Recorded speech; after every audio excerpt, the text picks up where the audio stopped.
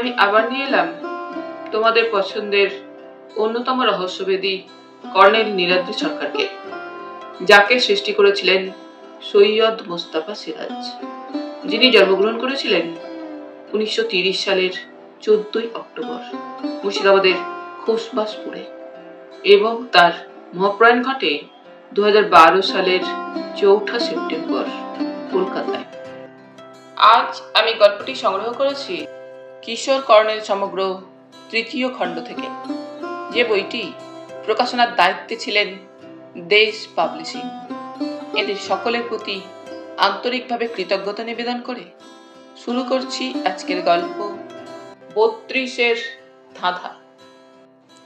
আজ থাকলো অন্তিম পর্ব। রায়গড়ের কুমুদ মাস্টারমশাইয়ের ছেলে দীপু নিখোঁজ।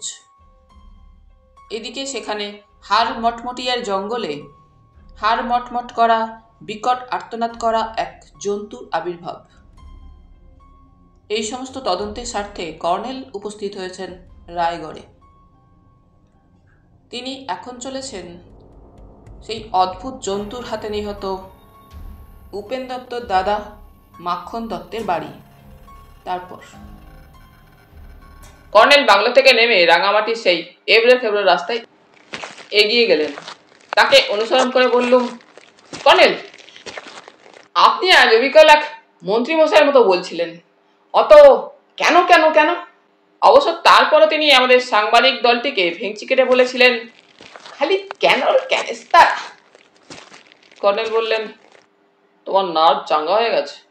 এবার শোনো, রংলিডিহির মোড়ে সুরেন হালদার মশাইকে বাসে তুলে দিয়ে আমাদের জন্য অপেক্ষা করছে। তার সঙ্গে আমরা যাব মাখন দত্তের বাড়ি। উপেন দত্তর দাদা মাখন দত্ত, তাই না? তোমার কিছু মনে থাকে না। যাই হোক, তুমি ওখানে যাচ্ছ সাংবাদিক পরিচয়ে, যা তোমার প্রকৃত পরিচয়। উপেন দত্তের মৃত্যু সম্পর্কে খবর সংগ্রহের জন্য তুমি কলকাতা থেকে এসেছো, বুঝেছো তো? এবার পরে কথাটা মন দিয়ে শোনো। এছাড়া কুমুদ বাবুর ছেলে দীপুর জঙ্গলে নিখোঁজ হওয়া সম্পর্কে তুমি সকালে কুমুদ বাবুর বাড়ি গিয়ে সব খবর নিয়েছো, কেমন? বুঝেছি। তুমি উপেন দত্ত স্ত্রীর সঙ্গেও কথা বলবে, সান্ত্বনা দেবে, সরকারি সাহায্যের জন্য দৈনিক সত্যসেবা পত্রিকায় লিখবে, এ কথাও বলবে। মাখন বাবুর সঙ্গে কথা বলার সময় তাঁর দেখা রায়গড় রাজবাড়ি এবং রাজ লাইব্রেরির কথাও তুলবে। তারপর মৌকা বুঝলে সেই সংস্কৃত পাণ্ডুলিপিটার। কর্নেলের কথা শেষ হলো না। অতর্কিতে সংকীর্ণ এবং এবড়ো খেবড়ো রাস্তার বাঁ দিকের ঘন ঝোপ থেকে কেউ কর্নেলের দিকে প্রায় ঝাঁপ দিল। আমি হকচকিয়ে দাঁড়িয়ে গিয়েছিলাম। তারপর দেখলাম কর্নেল আশ্চর্য ক্ষিপ্রতায় এতটাই তলপেটে সব বুট লাথি মারার সঙ্গে সঙ্গে সে আর্তনাদ করে ধরাশায়ী হলো। কর্নেল তার পিঠের ওপর দমাস করে বসে রিভলভার বের করে তার কানের পাশে ঠেকিয়ে বললেন, ট্রিগার টানলে কি হবে তুমি বুঝতে পারছো তো? এতক্ষণে দেখতে পেলুম তার হাতের ছোরাটা ছিটকে পড়েছে। ছোরাটার ফলা প্রায় 6 ইঞ্চি। ওটা কুড়িয়ে নিলুম। এবার আমার হাতে রিভলভার। কর্নেলের মতো প্রকাণ্ড এবং ওজনদার মানুষ তার পিঠে বসেছিলেন এবং তার ফলে তার মুখটা মাটিতে ধাক্কা খেয়ে নাক মুখ দিয়ে রক্ত বেরোচ্ছিল। কর্নেল এবার তার দুহাত পিছনে টেনে আমাকে বললেন, আমার ব্যাগে দড়ি আছে, শিগগির বের করে দাও। কর্নেলের পিঠে আটা ব্যাগের চেন টেনে নারায়ণে শক্ত দড়ি বের করে দিলুম। আমি জানি এই ব্যাগে স্ক্রুড্রাইভার থেকে শুরু করে সব রকমের জিনিস ভরা থাকে। কর্নেল দড়িতে আততায়ীর হাত দুটো পিঠ মোড়া করে বেঁধে ওর পিঠ থেকে নামলেন। তারপর চুল খামচে ধরে তাকে দাঁড় করালেন। রক্তাক্ত মুখে সে হাঁপাচ্ছিল। কর্নেল তার পাঁজরে একটা খুশি মেরে বললেন, তোর নাম গোবিন্দ, তাই না? আততায়ী বয়সে তরুণ, এখনো রক্তাক্ত মুখে তাকে বিভৎস দেখাচ্ছিল। সে কোনো কথা বলল না। কর্নেল মুচকি এসে আমার দিকে তাকিয়ে বললেন, চলো এই শয়তানটাকে জঙ্গলের ভেতর একটা গাছে বেঁধে রেখে আসি, হাড় মটমটিয়া খুবলে খুবলে এর মাংস খাবে। কর্নেল এই বলে তাকে টেনে বাঁ দিকে জঙ্গলে ঢোকানোর ভঙ্গি করতেই সে বিকট ভাঙা গলায় কেঁদে উঠল।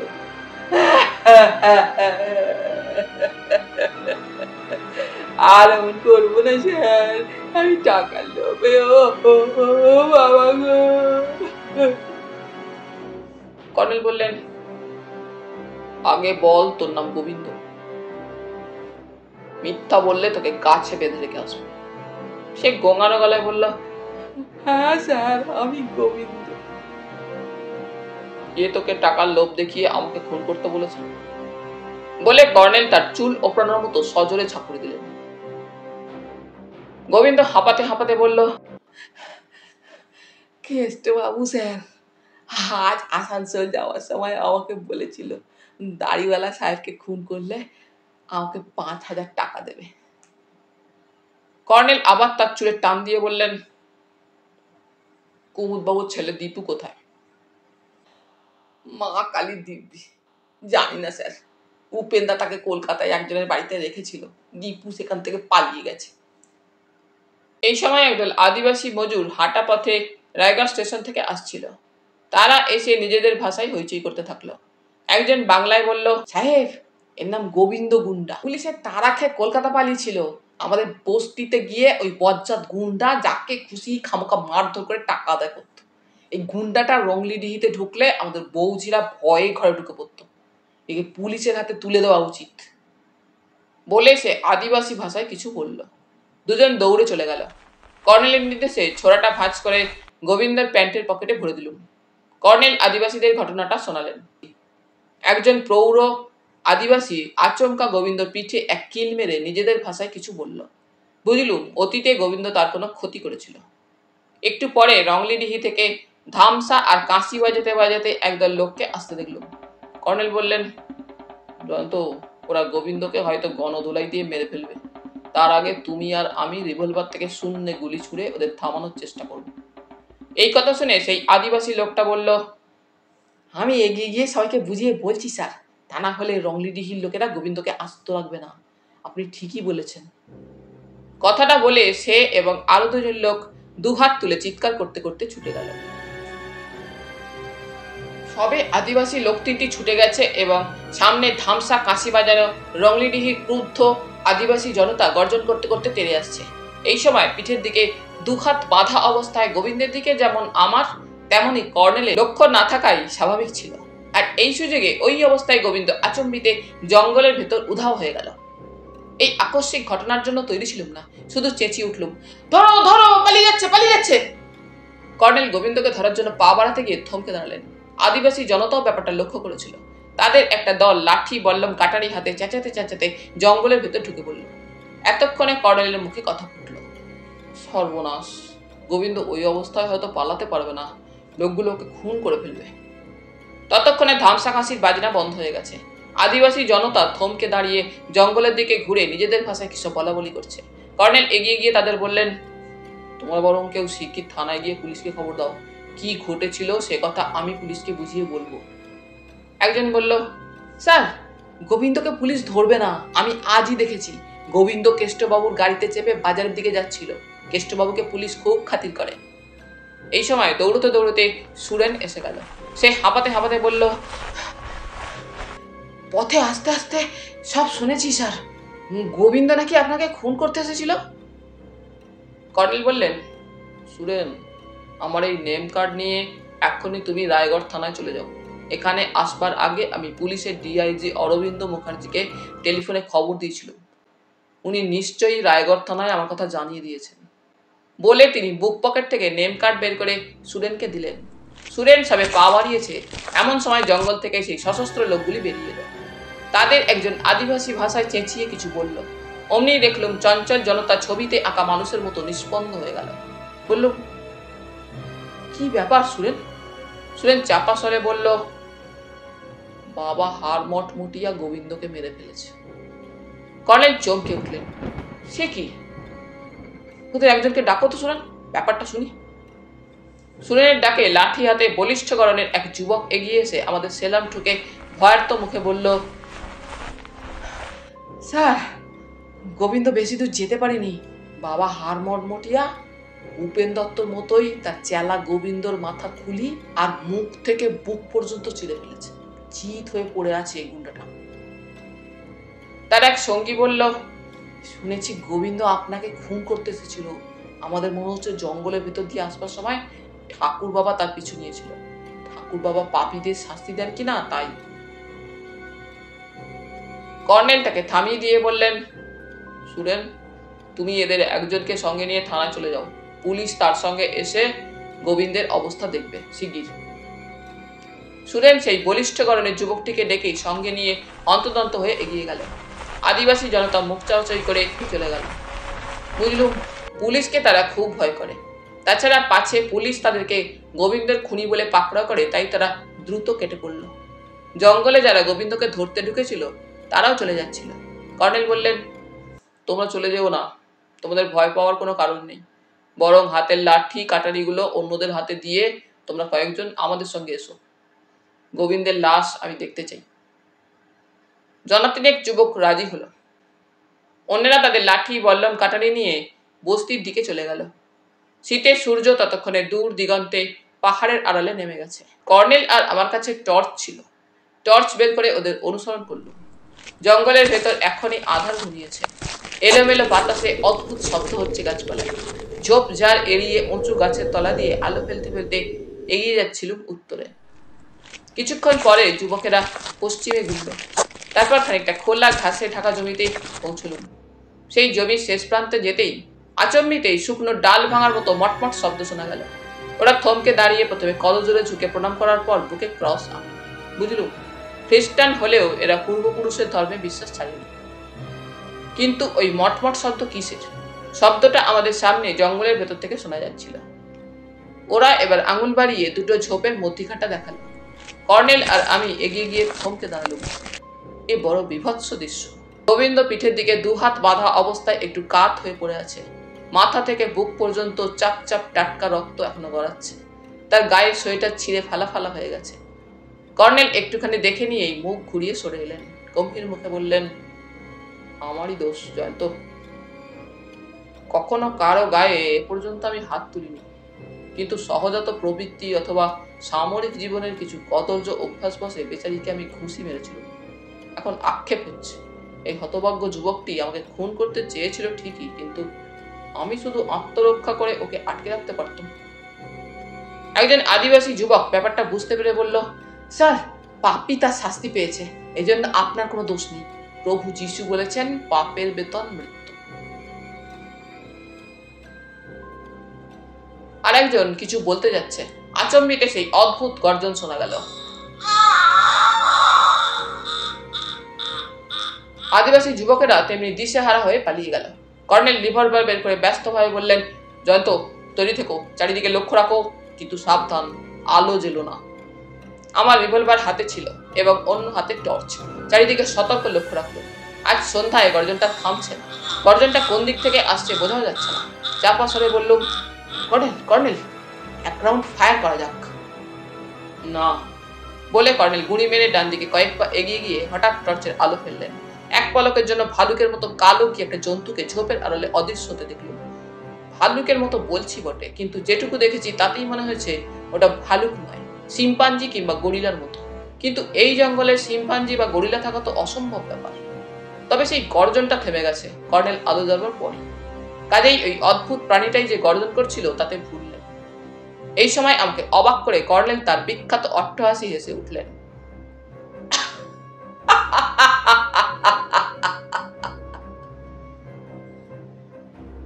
কি ব্যাপার, হাসছেন কেন?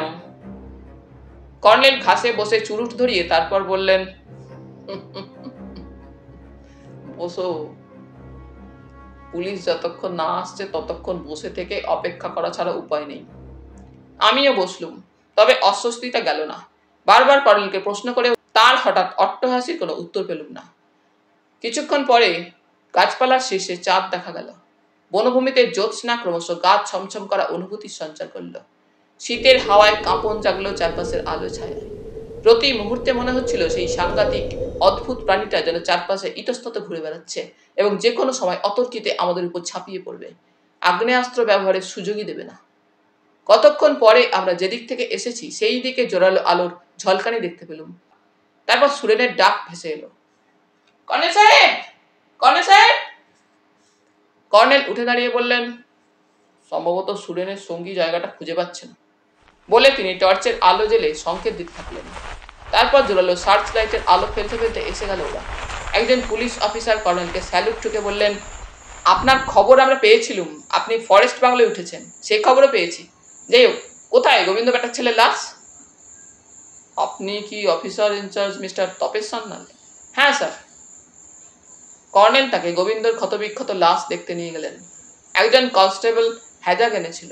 এতক্ষণে হ্যাজাকটা জ্বালাতে ব্যস্ত হলো সে। রীতিমতো সশস্ত্র একটি পুলিশ বাহিনী এসেছে। সবাই গোবিন্দের মৃতদেহের দিকে এগিয়ে গেল। হ্যাজাকটা জ্বলে ওঠার পর কনস্টেবলটি মৃতদেহের কাছে রাখল। পুলিশ অফিসার ছিলেন আরো দুজন। তারা সার্চ লাইটের আলোয় কাছাকাছি ঝোপঝাড় খুঁটিয়ে দেখতে থাকলেন। সুরেন এবং তার সঙ্গী একপাশে দাঁড়িয়েছিল। আমি তাদের কাছে গেলাম। তখন সুরেন চাপাসরে বলল, এর নাম ছকুয়া, পিটার ছকুলাল মুর্মু। একে জিজ্ঞেস করুন কি দেখেছিল। ছকুয়া আসতে বলল, স্যার আমি ঠাকুর বাবাকে একটুখানি দেখেছি। বললুম, কেমন চেহারা ঠাকুর বাবা? ছকুয়া বলল, কালো, 2 হাত মাটিতে থেকে যাবে এমন লম্বা, বড় বড় নখ স্যার। গোবিন্দকে মেরে হয়তো রক্ত খেত, আমাদের দেখেই ভ্যানিশ হয়ে গেল। বুঝলুম যুবকটি শিক্ষিত। তাকে জিজ্ঞেস করলুম, তুমি কি আর কখনো ঠাকুরবাবাকে দেখেছো? ছকুয়া বলল, না স্যার, তবে একবার আমার বাবা লুকিয়ে এই জঙ্গলে গাছের ডাল কাটতে এসেছিল। বাবা গাছের উপর থেকে দেখেছিল ঝোপের আড়ালে ঠাকুরবাবা বসে আছে। আর কি আশ্চর্য স্যার, বাবা কেন মিথ্যে বলবে? আশ্চর্যটা কি? ছকুয়া ফিসফিস করে বলল, বাবা দেখেছিল কেষ্টবাবু বন্দুক কাঁধে ঠাকুরবাবার কাছে দাঁড়িয়ে আছে। অবাক হয়ে বললুম, সে কি, কেষ্টবাবুকে ঠাকুরবাবা মেরে ফেলেনি? সেটাই তো বাবা বুঝতে পারেনি। একটু পরে কেষ্টবাবু চলে গেল। তখন বাবা গাছ থেকে নেমে পালিয়ে গিয়েছিল। কথাটা বাবা কাকেও বলতে বারণ করেছিল, কিন্তু আজ কথায় কথায় সুরেনকে বলেছি। সুরেন বলল কথাটা আপনাকে আর কর্নেলকে যেন বলি। সুরেন বলল, আমার মনে হচ্ছে ওটা কোনো সাংঘাতিক জন্তু, কেষ্টবাবুর পোষা জন্তু। বললুম, ঠিক বলেছ। এই সময় দেখলুম আবার জোরালো স্পটলাইট জেলে কারা আসছে। সুরেন বলল, হাসপাতাল থেকে স্ট্রেচার নিয়ে আসছে ওরা, বডি তুলে নিয়ে যাবে, সঙ্গে আর্মড ফোর্সও আছে, ওই দেখুন। কিছুক্ষণ পরে গোবিন্দর মৃতদেহ স্ট্রেচারে তুলে হাসপাতালের কর্মীরা আর সশস্ত্র পুলিশ দলটি চলে যাওয়ার পর অফিসার ইনচার্জ তপেশ সান্যাল বললেন, এখানে আর আমাদের কিছু করার নেই। চলুন কর্নেল সাহেব, আপনাকে আমি ফরেস্ট বাংলায় পৌঁছে দিয়ে থানায় ফিরব। আমাদের জিপ আর একটা ভ্যান রংলিডিহির কাছে দাঁড় করানো আছে। কর্নেল এতক্ষণে আমার সঙ্গে মিস্টার সান্যালের পরিচয় করিয়ে দিলেন। তপেশ সান্যাল নমস্কার করে হাসতে হাসতে বললেন, আপনি সাংবাদিক, প্রত্যক্ষদর্শী হিসাবে আপনার কাগজে যা লেখার লিখবেন, তবে পরপর দুটো একই ধরনের ঘটনা। এই ফরেস্টে সম্ভবত কোনো সাংঘাতিক হিংস্র প্রাণী আছে। আমরা বন দপ্তর আর বন্যপ্রাণী সংরক্ষণ দপ্তরের ব্যাপারটা জানাবো। প্রাণীটাকে ফাঁদ পেতে ধরা দরকার। কথা বলতে বলতে যে দিক থেকে আমরা এসেছিলাম সেই দিকে এগিয়ে গেলাম। তারপর দক্ষিণে ঘুরে মিনিট 10 হাঁটার পর সেই এবড়ো খেবড়ো রাস্তায় পৌঁছলুম। সুরেন আমাদের সঙ্গ ধরল। ছকুয়া চলে গেল। কর্নেল বললেন, আমরা এবার বাংলোয় যেতে পারবো মিস্টার সান্যাল, আপনাদের আর কষ্ট করে আসতে হবে না। তবে যে কথাটা বলেছি আশা করি সেই মতো কাজ হবে। মিস্টার সান্যাল বললেন, নিশ্চয়ই হবে। আপনাকে সহযোগিতা করার জন্য ডিআইজি সাহেবের কড়া নির্দেশ আছে। তাছাড়া এই কেসে আমারও ব্যক্তিগত কৌতূহল তীব্র।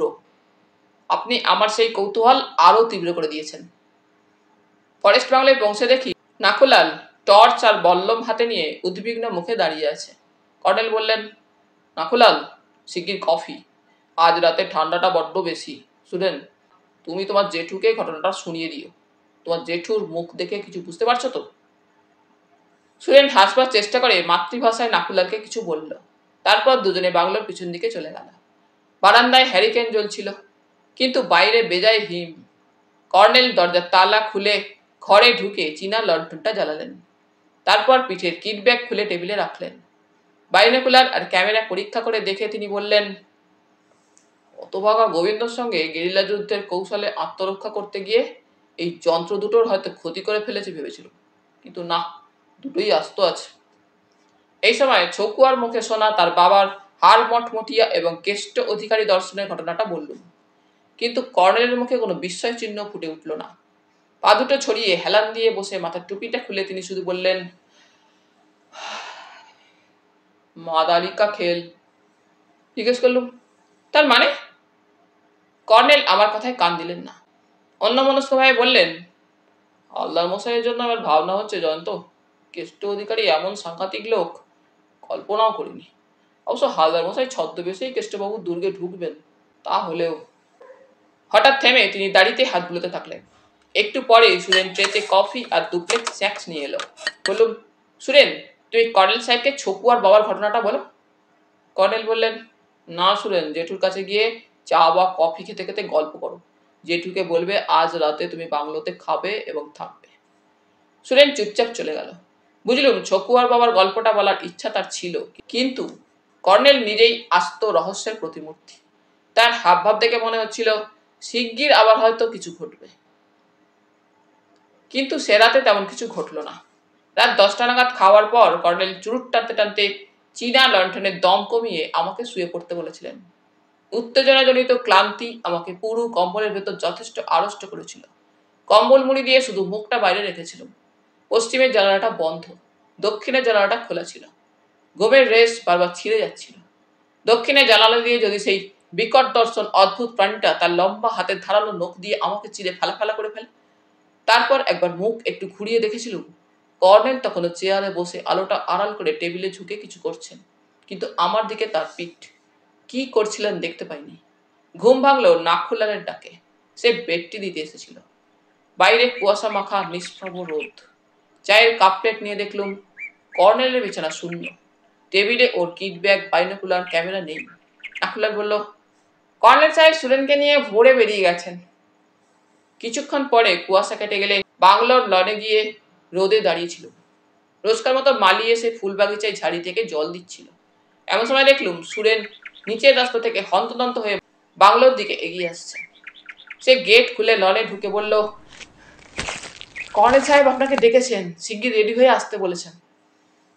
একটু অবাক হয়ে জিজ্ঞেস করলুম, উনি কোথায় আছেন? সুরেন দম নিয়ে বলল, ভোরে আমাকে সঙ্গে নিয়ে রায়রাজাদের দুর্গ দেখতে গিয়েছিলেন, সেখান থেকে থানায় গিয়েছিলেন, তারপর রূপেন বাবুর দাদা মাখন বাবুর বাড়িতে গেলেন, সেখানেই কর্নেল সাহেব আছেন। শেষ কথাটা শুনে আমার মনে পড়ে গেল কাল বিকেলে আমাকে কর্নেল সত্যসেবক পত্রিকার পক্ষ থেকে মাখন দত্তের সঙ্গে দেখা করতে বলেছিলেন। সেই সময় অতর্কিতে গোবিন্দ ছুরি হাতে তার উপর ঝাঁপিয়ে পড়েছিল। দ্রুত তৈরি হয়ে বেরোলুম। জ্যাকেটের পকেটে রিপোর্টার্স নোটবুক নিলুম। কাঁধে ঝোলানো কিট ব্যাগে আগ্নেয়াস্ত্রটাও নিতে হলো, কারণ কর্নেল রেডি হয়ে যেতে বলেছেন। এই কথাটায় সতর্কভাবে যাওয়ার সংকেত আছে। সুরেন বলল, জেঠুকে বলে আসি আপনারা ব্রেকফাস্ট করবেন না, কর্নেল সাহেব বলে দিয়েছেন। নাকুলাল গম্ভীর মুখে বাংলোর পিছন দিক থেকে আসছিল। সুরেন এবং তার মধ্যে নিজেদের ভাষায় কিছু কথা হলো। তারপর সুরেন এসে বলল, চলুন স্যার।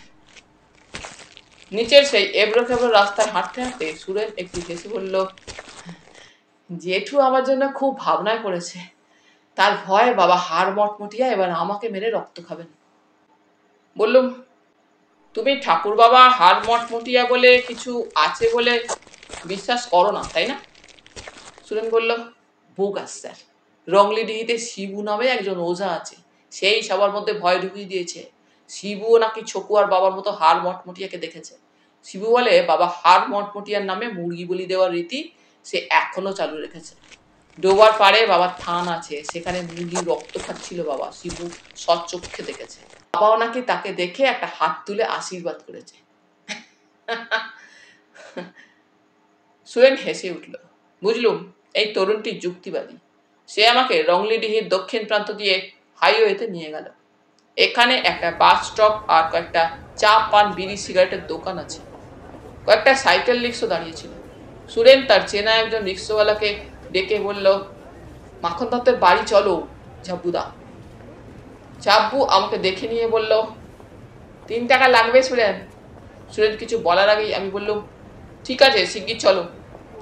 হাইওয়ে এখান থেকে বাঁক নিয়ে রায়গড়ের পাশ দিয়ে গেছে। সামনে জোরালো শীতের হাওয়া।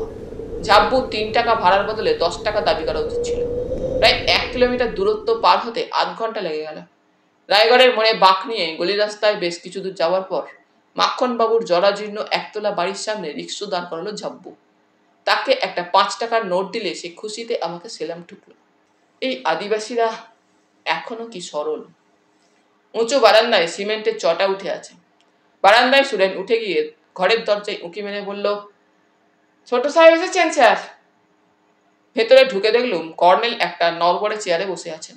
তার সামনে একটা তক্ত বসে শতরঞ্চি পাতা, সেখানে বসে আছেন এক বৃদ্ধ ভদ্রলোক। তিনি আমাকে দেখে উঠে দাঁড়িয়ে বললেন, নমস্কার নমস্কার।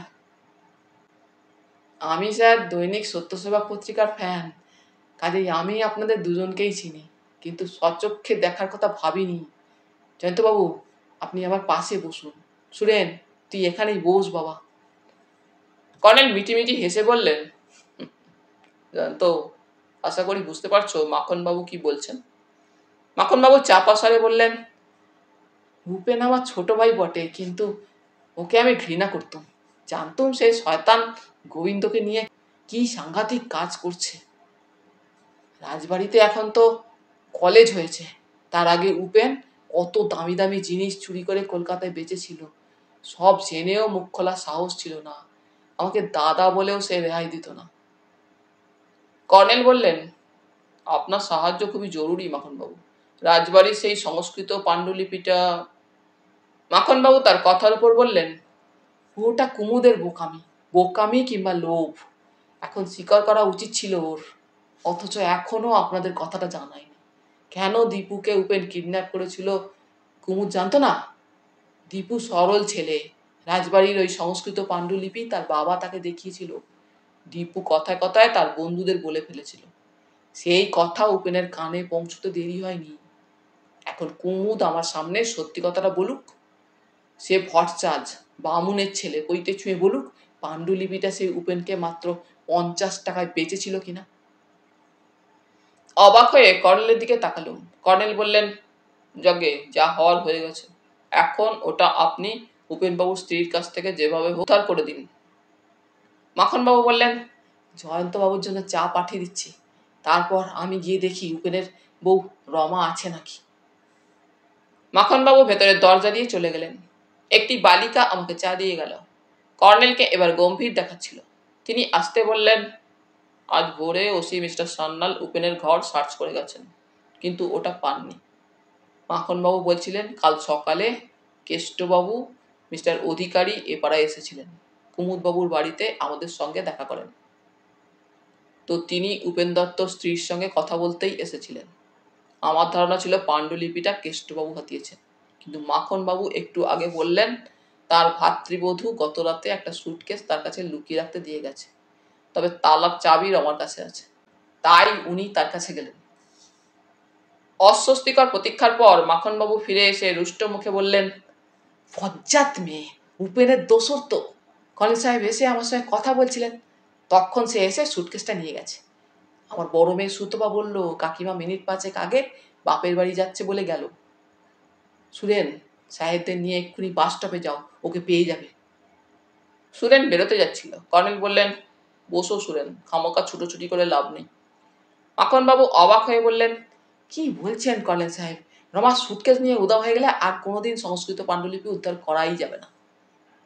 কর্নেল একটু হেসে বললেন, আপনি চিন্তা করবেন না মাখনবাবু, আপনাদের বাড়ির দিকে লক্ষ্য রাখতে বলেছিলাম পুলিশকে। না, পোশাক পরা পুলিশ নয়, সাদা পোশাকে ছদ্মবেশে তারা ওত পেতে যাচ্ছে পালাক্রমে। এতক্ষণে আপনার ভাতৃবধূকে সুটকেস সহ পুলিশ পাকড়াও করে ফেলেছে। মাখনবাবু আশ্বস্ত হয়ে বললেন, বাহ, এ একটা কাজের মতো কাজ করেছেন আপনি।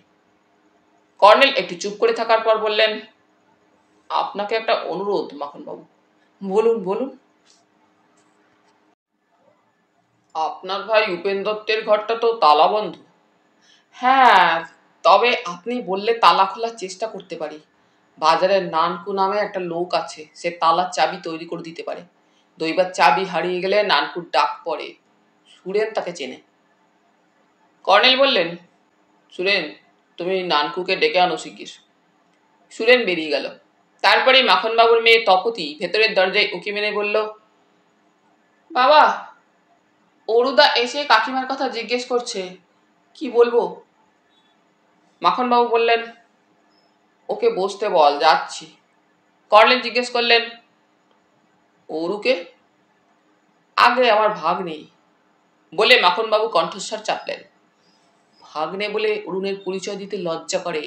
উপেন ওকে নষ্ট করেছিল, অরুণ গোবিন্দর জুটি। আমার মনে পড়ে গেল হালদার মশাই গোবিন্দ আর উপেন দত্তের ভাগ্নেকে ফলো করে এসেছেন কলকাতা থেকে। বললুম, কর্নেল, এই অরুণই গোবিন্দের সঙ্গে কলকাতা থেকে উপেনবাবুর জিনিসপত্র নিয়ে এসেছে। মাখনবাবু বললেন, বরং অরুকে এখানে ডাকি কর্নেল সাহেব। কর্নেল বললেন, থাক, আপনি গিয়ে দেখুন সে কি বলছে, তারপর দরকার মনে করলে এখানে ডেকে আনবেন। খিড়কির দরজা দিয়ে ঢুকেছে অরু, তার মানে পুলিশের ভয়ে সে লুকিয়ে বেড়াচ্ছে বলে মাখনবাবু ভেতরে ঢুকে গেলেন। কর্নেলের চুরুট নিভে গিয়েছিল। লাইটার জেলে ধরিয়ে ধোঁয়া ছেড়ে আসতে বললেন,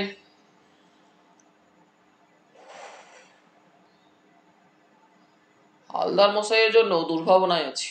থানায় টেলিফোন করে আমাকে তার খবর দেওয়ার কথা আছে, কিন্তু কুমার বাহাদুরকে তার পূর্বপুরুষের সংস্কৃত পাণ্ডুলিপি উদ্ধার করে দেওয়ার প্রতিশ্রুতি দিয়েছিল। বললুম, পাণ্ডুলিপি সহ রমা দত্তকে পুলিশ এতক্ষণ নিশ্চয়ই ধরে ফেলেছে। এই সময় বাড়ির ভেতরে মাখনবাবুর চড়া গলায় কথাবার্তা শোনা গেল।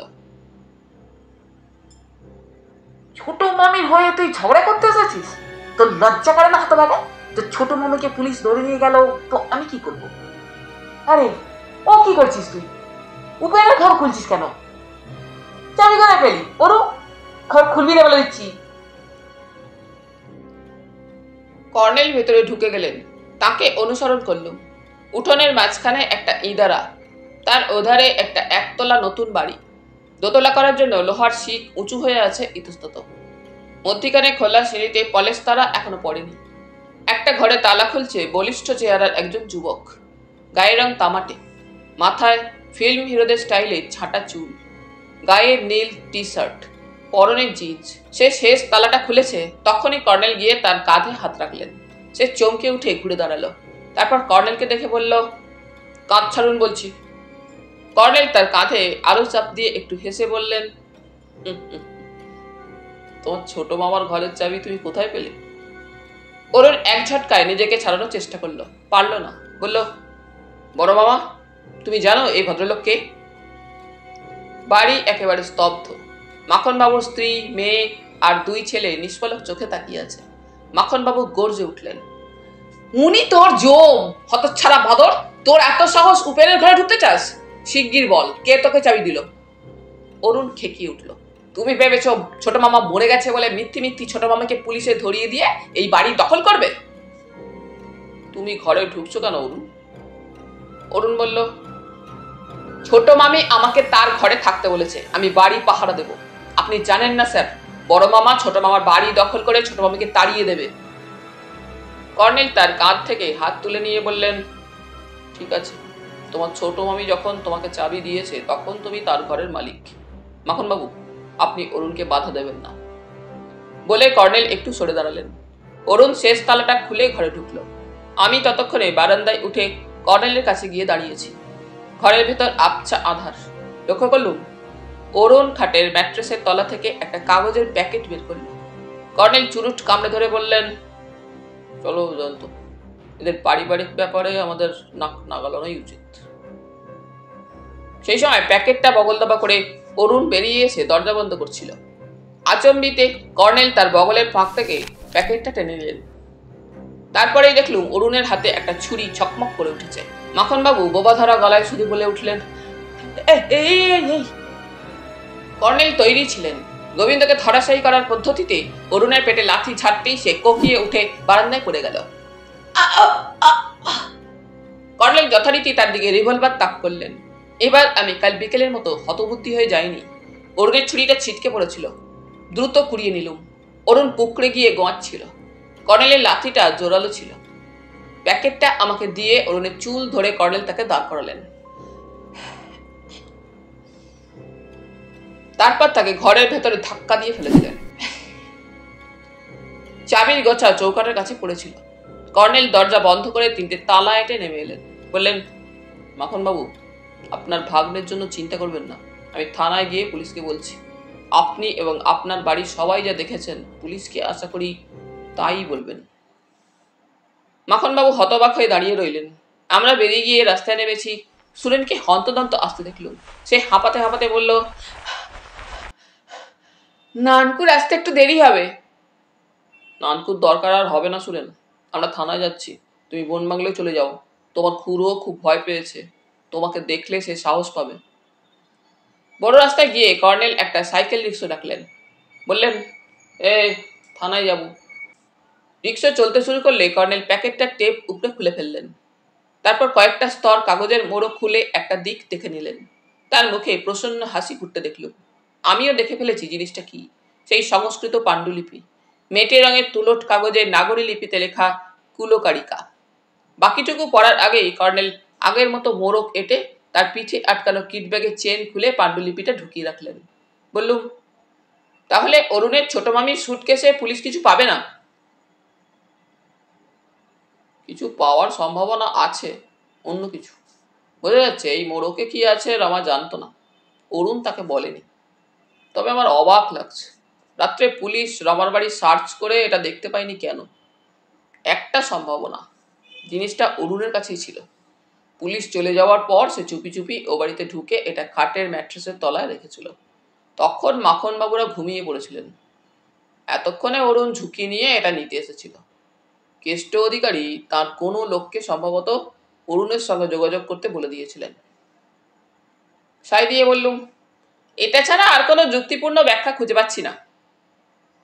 ওসি তপেশ সান্যাল কর্নেলের অপেক্ষা করছিলেন। অভ্যর্থনা করে আমাদের বসালেন। তারপর একজন সাদা পোশাকের কনস্টেবলকে ডেকে কফি আনতে হুকুম দিলেন।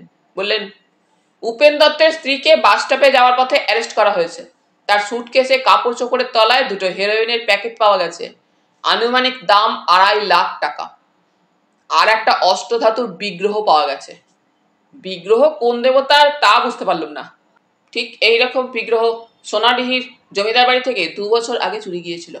ওরা যে ফটো দিয়েছিলেন তার সঙ্গে মিলে যাচ্ছে। সোনাডিহিতে খবর দেওয়া হয়েছে। কর্নেল বললেন, উপেন দত্তের ভাগ্নে অরুণকে আপনারা খুঁজছিলেন। এইমাত্র উপেন দত্তের ঘরের ভেতর তাকে ঢুকিয়ে তালা এঁটে দিয়েছে। এই চাবি নিয়ে এখনই কোনো অফিসারকে পাঠিয়ে দিন। এই ছোকরা ঠিক গোবিন্দর মতোই হঠাৎ ছুরি বের করে আমাকে স্ট্যাপ করতে চেয়েছিল। উপেন দত্তের দাদা মাখনবাবু সপরিবারে ঘটনাটা দেখেছেন। তপেশবাবু তখনই একজন সাব ইন্সপেক্টরকে ডেকে চাবির গোছা দিয়ে সংক্ষেপে ব্যাপারটা জানিয়ে দিলেন। তিনি তখনই বেরিয়ে গেলেন। কর্নেল বললেন, মিস্টার হালদারের কথা আপনাকে বলেছিল তার? হ্যাঁ, মিস্টার হালদার আসানসোল থেকে রিং করেছিলেন 8 ঘন্টা আগে। তিনি আপনাকে জানাতে বললেন তাকে কলকাতা ফিরতে হচ্ছে। কেউ অধিকারীর বন্ধু একটা ট্রেনে কলকাতা ফিরছেন। রাতের দিকে মিস্টার হালদার থানায় রিং করবেন, সম্ভব না হলে কাল মর্নিংয়ে। এই সময় কফি আর বিস্কুট আনলো একটা ছেলে। বুঝলুম থানার পাশেই চা কফির দোকান আছে। আমার কফি খাওয়ার ইচ্ছে ছিল না।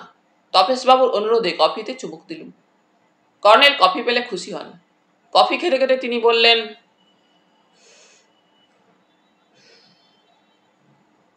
দুপুর 2টোয় কি আপনি ফ্রি আছেন? তপেশবাবু হাসলেন।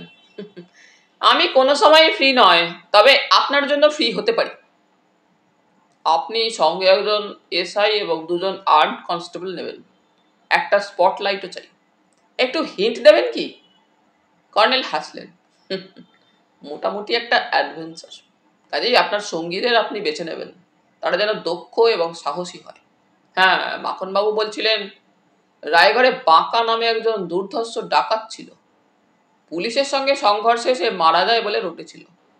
কিন্তু এই থানার তৎকালীন ওসি জনৈক মিস্টার ভাদুরী তাকে লোহাপুরে একটা পাহাড়ের চাতালে দেখতে পেয়েছিলেন। দুর্গম পাহাড়ি এলাকায় তাকে আর খুঁজে বের করতে পারেননি তিনি। তপেশবাবু সোজা হয়ে বসে বললেন,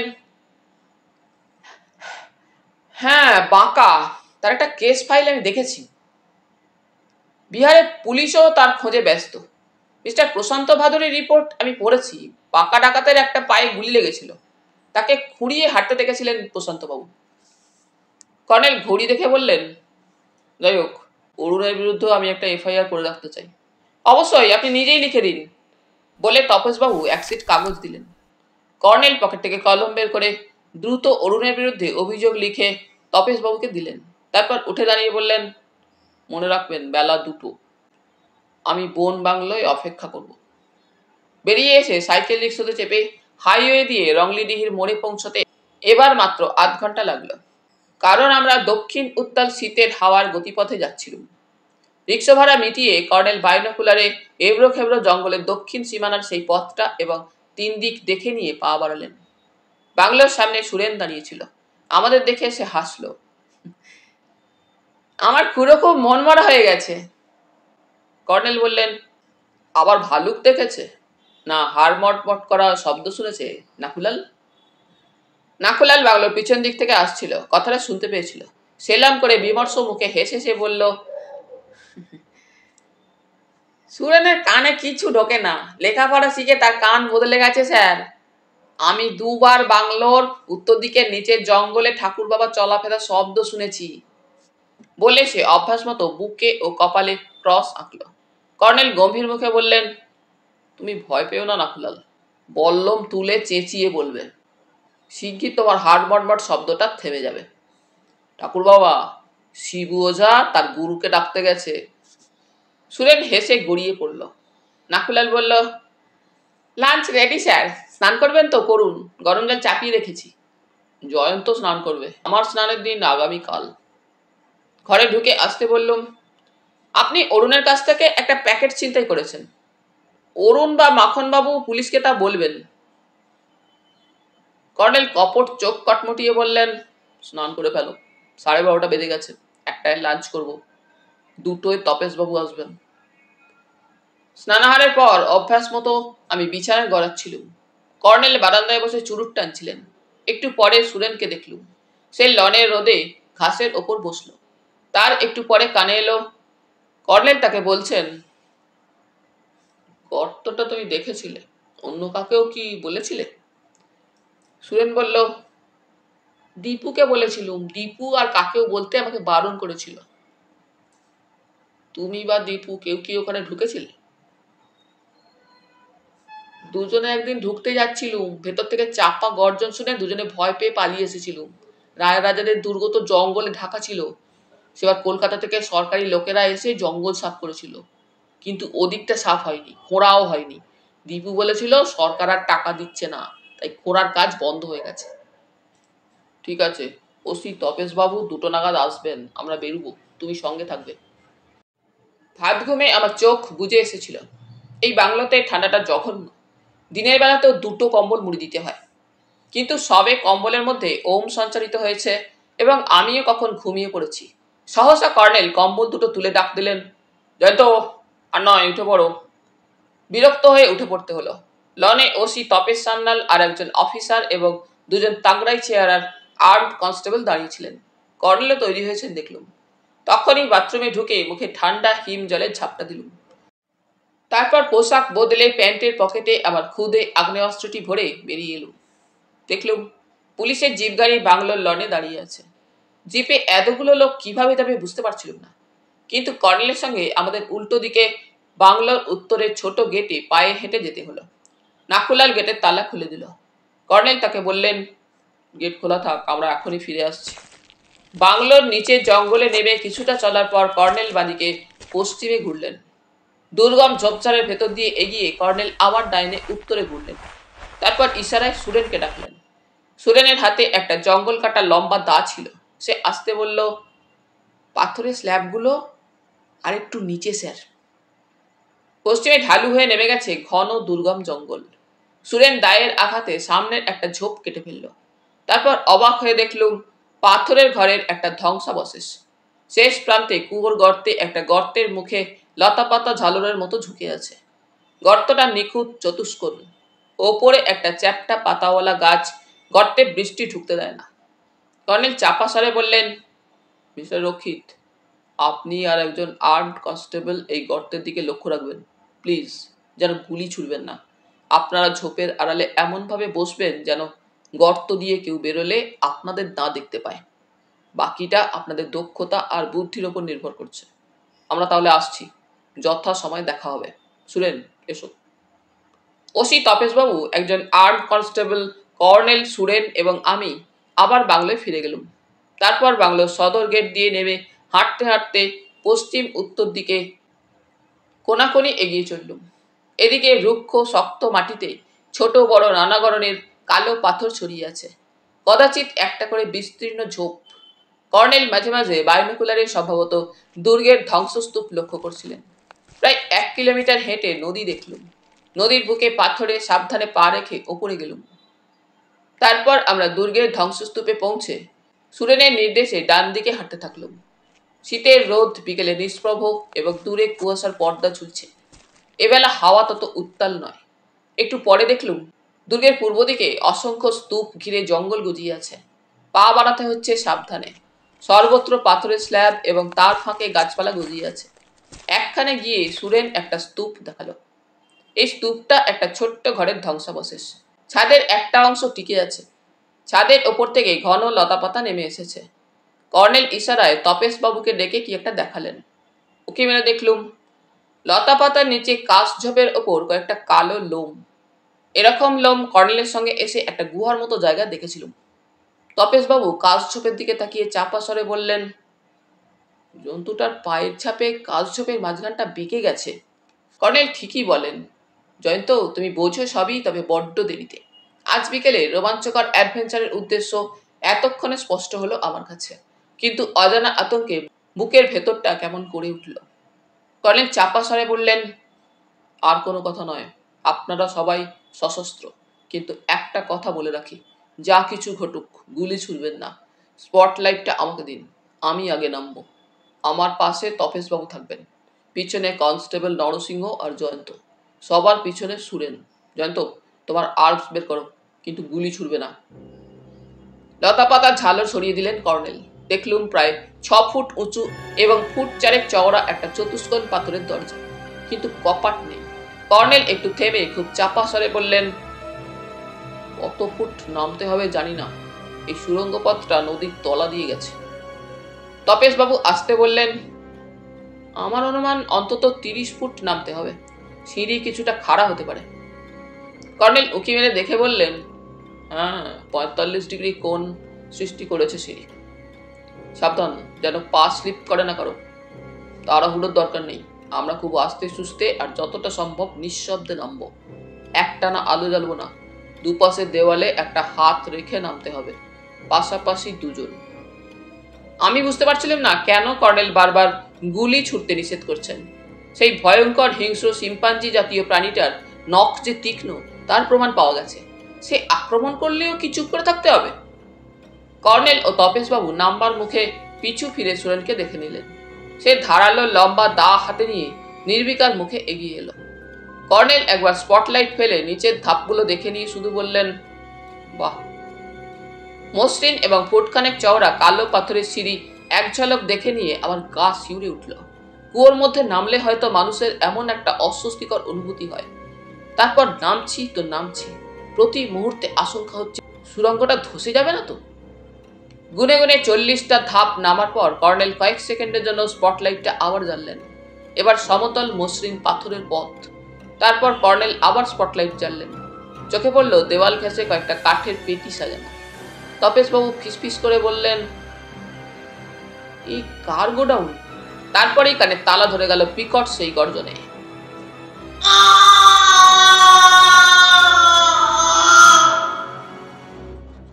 সেই গভীর সুড়ঙ্গের অমানসিক ভয়ঙ্কর গর্জন প্রতিধ্বনিত হয়ে একটা বিভীষিকা সৃষ্টি করেছিল। আমরা থমকে দাঁড়িয়ে গিয়েছিলাম, কিন্তু তারপরে গর্জনটা থেমে গেল। কর্নেল স্পটলাইটের আলো ফেলেছিলেন সামনের দিকে। জন্তুটা শিম্পাঞ্জি হোক কিংবা আদিবাসীদের ঠাকুর বাবা হাড় মটমটিয়ে হোক, তীব্র আলোর নাগাল থেকে সম্ভবত দূরে সরে গেল। কর্নেল স্পটলাইট নিভিয়ে দিলে ওসি তপেশবাবু টর্চ চালালেন। তারপর তিনি সুড়ঙ্গ পথে বাঁদিকে দেওয়াল ঘেঁষে রাখা থাকবন্দি পেটিগুলো পরীক্ষা করে চাপা স্বরে বললেন, চোরাই মাল তো বটেই, কিন্তু এগুলো ফেলে রেখে আমরা এগিয়ে গেলে এই সুযোগে স্মাগলাররা সব লোপাট করতে পারে। কর্নেল প্লাইউডের পেটিগুলোতে চোখ বুলিয়ে বললেন, তপেশবাবু, আপনি ঠিকই বলেছেন, এগুলোতে সুইডেনের একটা কোম্পানির নাম ছাপা আছে। বলেন কি? বলে তপেশবাবু উপরের একটা পেটি নামানোর চেষ্টা করলেন, কিন্তু পারলেন না। কর্নেল সামনে স্পটলাইটের আলো আরেকবার ফেলে বললেন, বাবা হাড় মটমটিয়া এদিকে আর আসবে না। একটা ব্যাপার স্পষ্ট, ওই প্রাণীটা আগ্নেয়াস্ত্রকে ভয় পায়। বরং ঝটপট একটা কাজ করা যাক, সুরেনের দায়ের সাহায্যে একটা পেটি খুলে দেখা যাক ওতে কি আছে। জয়ন্ত, তুমি স্পটলাইটটা নাও, মাঝে মাঝে জেলে সামনে আর পিছনে আলো ফেলবে। তপেশবাবু বললেন, ঠিক বলেছেন, এমন হতেই পারে স্মাগলারদের লোক আড়ি পেতে আমাদের এই সুড়ঙ্গে নামতে দেখেছে। কর্নেল ততক্ষণে ওপরে পেটিটা নামিয়ে ফেলেছেন। তপেশবাবুর কথাটা শুনে আমার আতঙ্ক বেড়ে গেছে। এই সুরঙ্গের ভেতর কেষ্ট অধিকারীর দল বন্দুক পিস্তল নিয়ে আমাদের অতর্কিতে আক্রমণ করলে প্রাণে বাঁচার চান্স নেই। ওই প্রাগৈতিহাসিক ভয়ঙ্কর জন্তুটার চেয়ে স্মাগলাররা আরো বিপজ্জনক। সুরেনের দায়ের সাহায্যে পেটির একটা দিক খুলে দিতেই কর্নেল বললেন, যন্ত্রাংশ ভর্তি। তপেশবাবু জিজ্ঞেস করলেন, যন্ত্রাংশ? কি যন্ত্র? আমার অনুমান এগুলো আগ্নেয়াস্ত্রের টুকরো। পার্টগুলো জোড়া দিলে বোঝা যাবে অটোমেটিক রাইফেল কিংবা আরো সাংঘাতিক কোনো অস্ত্র। কি সর্বনাশ! তপেশবাবু চমকে উঠে বললেন, কর্নেল, তাহলে আগে এই পেটিগুলো সিজ করে থানায় পাঠানোর ব্যবস্থা করা দরকার। জন্তুটার ব্যবস্থা পরে করা যাবে। তপেশবাবু, ওই জন্তুটাই এগুলো পাহারা দেয় বলে আমার ধারণা।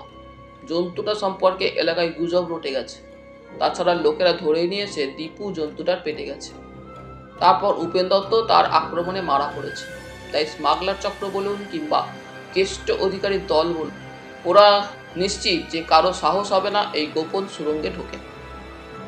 সুরঙ্গের ভিতরে চাপা স্বরে এইসব কথাবার্তাও ভুতুরে প্রতিধ্বনি তুলছিল। হঠাৎ সুরেন বলল, স্যার, আমি আর এই কনস্টেবল দাদা দুজনে মিলে সুরঙ্গের মুখের কাছে বরং ওত পেতে বসে থাকবো। কেউ এলেই তার ঠ্যাঙে দায়ের কোপ মারব। এমন সাংঘাতিক একটা অবস্থায় কর্নেল হেসে ফেললেন।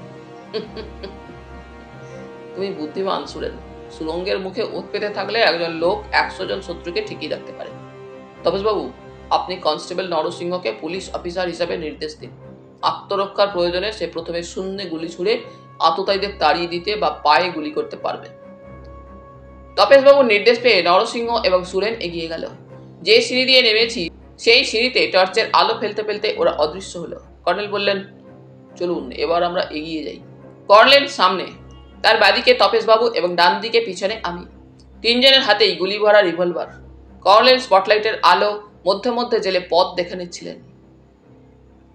পায়ের তলায় পাথরের ইট, দুধারে দেওয়ালেও পাথরের ইট এবং মাথার ছাদে চওড়া মসৃণ বড় বড় কালো পাথরের স্ল্যাব। জীবনে বহুবার কর্নেলের সঙ্গী হয়ে কত সাংঘাতিক অভিযানে গেছি, কিন্তু এই অভিযান একেবারে অন্যরকম।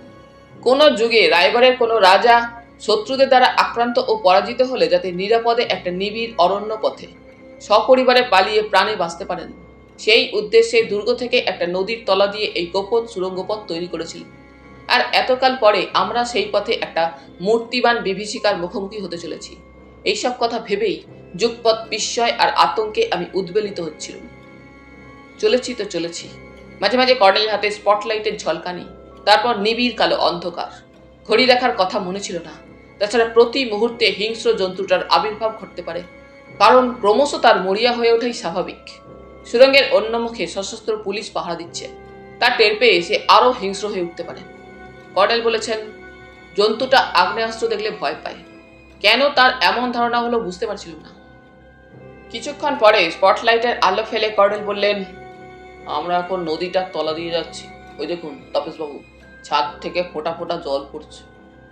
তপেশবাবু ছাদ লক্ষ্য করে বললেন, ধসে পড়বে না তো? ধসে পড়ার কারণ নেই। সেকালে স্থপতি আর কারিগররা কত দক্ষ ছিলেন, বিশ্বের সর্বত্র তার প্রমাণ আছে। জলের ফোঁটাগুলো নিচে পড়ে পাথরের ইটের ফাঁক দিয়ে তলার বালিতে মিশে যাচ্ছে। হ্যাঁ, কিছুটা পথ পিচ্ছিল হয়ে আছে, সাবধানে পা ফেলে আসুন। নদীর তলার সুড়ঙ্গ পথে হেঁটে যাওয়ার এই অভিজ্ঞতা সাংঘাতিক। কে বলতে পারে হঠাৎ এখনই এই প্রাচীন সুড়ঙ্গের ছাদ ধসে যাবে না। প্রাণ হাতে করে এগিয়ে যাচ্ছিল। একসময় কর্নেল বললেন, আমরা নদী পেরিয়ে এসেছি, কিন্তু এবার আরো সাবধান, পথটা ক্রমশ উঁচু হচ্ছে। তার কথা শেষ হওয়ার পরেই আবার সেই কানে তালা ধরানো ভয়ঙ্কর গর্জন শোনা গেল।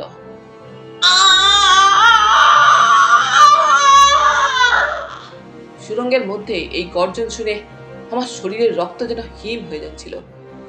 গর্জন থামলে কর্নেল থমকে দাঁড়িয়ে বললেন, শিম্পাঞ্জি বা গরিলারা কতকটা এইরকম গর্জন করে শুনেছি, কিন্তু। তিনি হঠাৎ থেমে গেলে তপেশবাবু বললেন, কিন্তু কি? আসলে কর্নেল কান পেতে কি শুনছিলেন। বললেন, গর্জনটা থেমে যাওয়ার পর প্রতিবার শুনেছি শুকনো ডাল ভাঙার মতো মটমট শব্দ। শুনুন, শব্দটা ভারী অদ্ভুত। তপেশবাবু এবং আমি দুজনেই এতক্ষণে স্পষ্ট শুনতে পেলুম মটমট শব্দ। এই শব্দ হাড় মটমটিয়ার জঙ্গলেও শুনেছিলাম, কিন্তু সুড়ঙ্গের ভিতরে শব্দটা যেন কোনো অজানা বিভীষিকারই ছাড়া। কোনো প্রাগৈতিহাসিক হিংস্র প্রাণী যেন আমাদের দিকে এগিয়ে আসছে। এই শব্দ তারই পা ফেলার শব্দ। মটমট শব্দটা একটু পরে থেমে গেল। কর্নেল আবার পা বাড়ালেন। এবার ক্রমশ সুড়ঙ্গ পথ একটু করে উঁচু হয়েছে। পাথরে জুতো স্লিপ করছে, তাই আমি দেওয়াল ঘেঁষে হাঁটছিলাম। কর্নেল আলো ফেলে হঠাৎ বললেন, সাবধান, একটা সাপ মনে হচ্ছে। তপেশবাবু বললেন, কই, কোথায় সাপ? সামনে ফোনা তুলেছে। সর্বনাশ, তাহলে বিষাক্ত গোখরো সাপ। আলো দেখলে ওরা ফোনা তোলে। বলে তপেশবাবু কর্নেলের পাশ কাটিয়ে এগিয়ে যাওয়ার চেষ্টা করলেন। ক্রুদ্ধ কণ্ঠস্বরে তিনি বললেন, সাপটাকে দেখতে পাচ্ছি, গুলি করে ওর ফনাটা এখনই গুঁড়ো করে দিচ্ছি। কর্নেল তাকে এগিয়ে যেতে দিলেন না। বললেন, সাপটা কি বাবা হাড় মটমটিয়ার পোষা? তাকে কামড়ালে তো টের পেতুম। 1 মিনিট, আমি সাপটার সঙ্গে একটু খেলা করি। তপেশবাবু কিছু বলার আগেই আমি বলে উঠলুম, কর্নেল, কর্নেল, আপনি সামরিক জীবনে অনেকবার বিষাক্ত সাপের পাল্লায় পড়েছেন তা জানি, কিন্তু এখন আপনার হাতে শুধু একটা স্পটলাইট আর রিভলভার। আপনি আমাকে বলেছিলেন একটা লাঠির সাহায্যে কতবার বিষাক্ত সাপ ধরেছেন, কিন্তু এখন লাঠিও তো নেই। তপেশবাবু ব্যস্তভাবে বললেন, খেলা করে সময় নষ্ট করার অর্থ হয় না কর্নেল সাহেব। আমরা এখানে সাপের সঙ্গে খেলা করতে আসিনি। কর্নেল তার কথা গ্রাহ্য করলেন না। বললেন, আপনার বেটনটা কোমরে ঝুলিয়ে রেখেছেন, ওটাই সাপ ধরার পক্ষে যথেষ্ট। বেটনটা দিন আমাকে। ওসি তপেশ সান্যাল বিরক্ত হয়ে বললেন, এই নিন, কিন্তু এটা লাঠির চেয়ে ছোট। কর্নেল বললেন, কেরালার বেদেরা এইটুকু লাঠি দিয়েই বিষাক্ত সাপ ধরে। দেখুন না, আপনি শুধু স্পটলাইটটা নিয়ে আমার পাশে এসে সাপটার ওপর আলো ফেলুন। এতক্ষণে আমি চিত্র বিচিত্র ফনা তোলা সাপটাকে দেখতে পেলাম। ফনাটা একটু একটু দুলছে। শিউরে উঠলুম। কর্নেল গুঁড়ি মেরে বাঁ হাতে বেটন এবং ডান হাতে রিভলভার নিয়ে সাপটার সামনে প্রায় 2 মিটার তফাতে হাঁটু ভাঁজ করে বসলেন। তারপর আমাদের অবাক করে হেসে উঠলেন।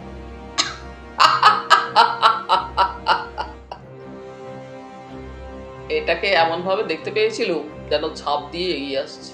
তে এগিয়ে আসতেই পারে, কারণ সাপটা চড়াই থেকে উতরাইয়ে নেমেছে। কথাগুলো বলেই তিনি এগিয়ে গিয়ে সাপটার মাথা ধরলেন। তপেশবাবু বললেন, হে কি? কর্নেল সহাস্যে বললেন, সত্যিকার সাপ নয়, রবারের তৈরি খেলনা সাপ। কেউ অন্ধকার থেকে জোরে এই খেলনা সাপটা আমাদের দিকে ছুঁড়ে ফেলেছে, যাতে আমরা ভয় পাই। হ্যাঁ, সে আমাদের দেরি করিয়ে দিতে চেয়েছে।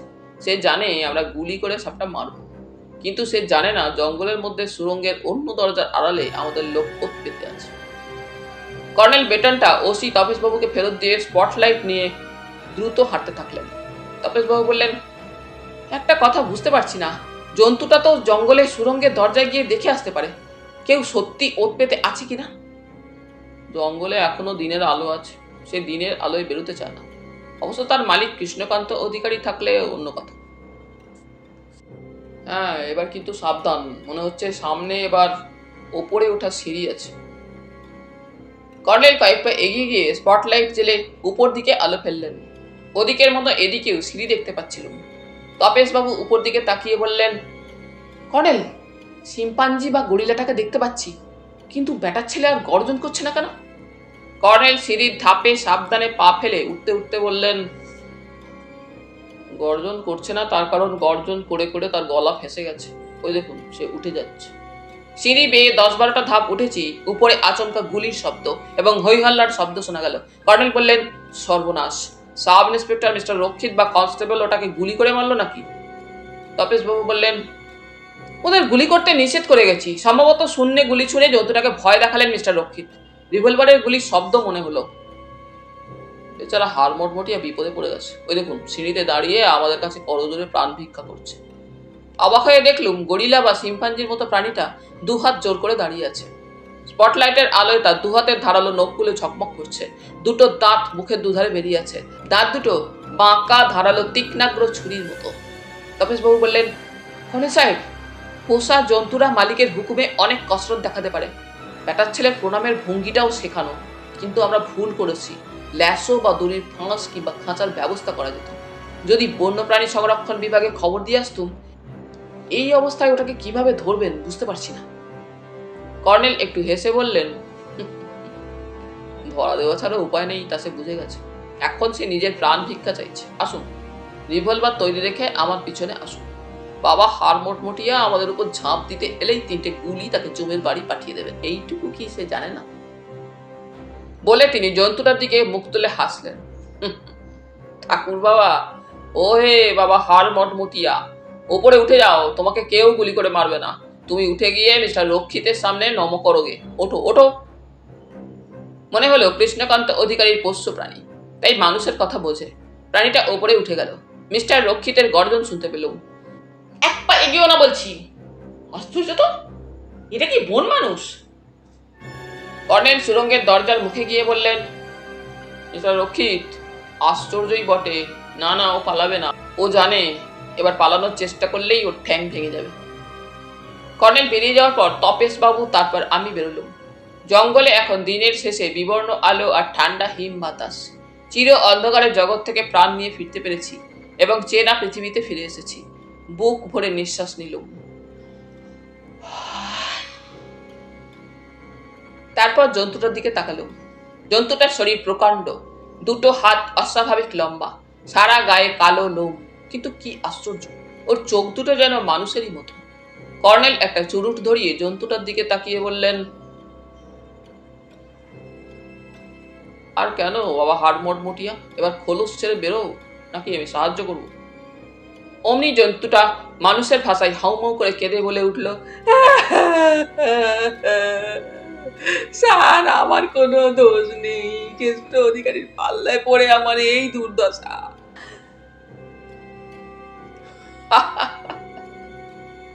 বুঝেছি, তা তুমি সেই বাঁকা ডাকাত। তপেশ বাবু হতবাক হয়ে দাঁড়িয়েছিলেন। বললেন, বাঁকা? এর নামে বিহার আর পশ্চিমবঙ্গে অসংখ্য ডাকাতি আর খুন খারাপের কেস আছে। বাঁকা নিজে শিম্পাঞ্জি বা গরিলার পোশাক খুলতে পারবে না। কেষ্ট অধিকারী অসাধারণ ধূর্ত। ওর গলার কাছে ব্যাটারি চালিত একটা খুদে জাপানি মাইক্রোফোন আর টেপ রেকর্ডার ফিট করে দিয়েছে।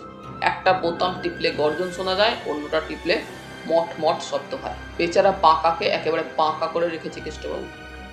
বলে তিনি বাঁকাকে জন্তুর খোলস থেকে মুক্ত করলেন।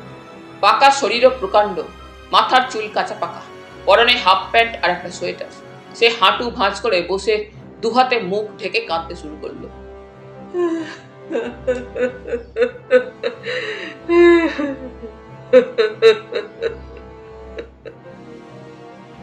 কর্নেল খুদে টেপ রেকর্ডারের বোতাম টিপে বললেন, ব্যাটারি শেষ হয়ে গেছে।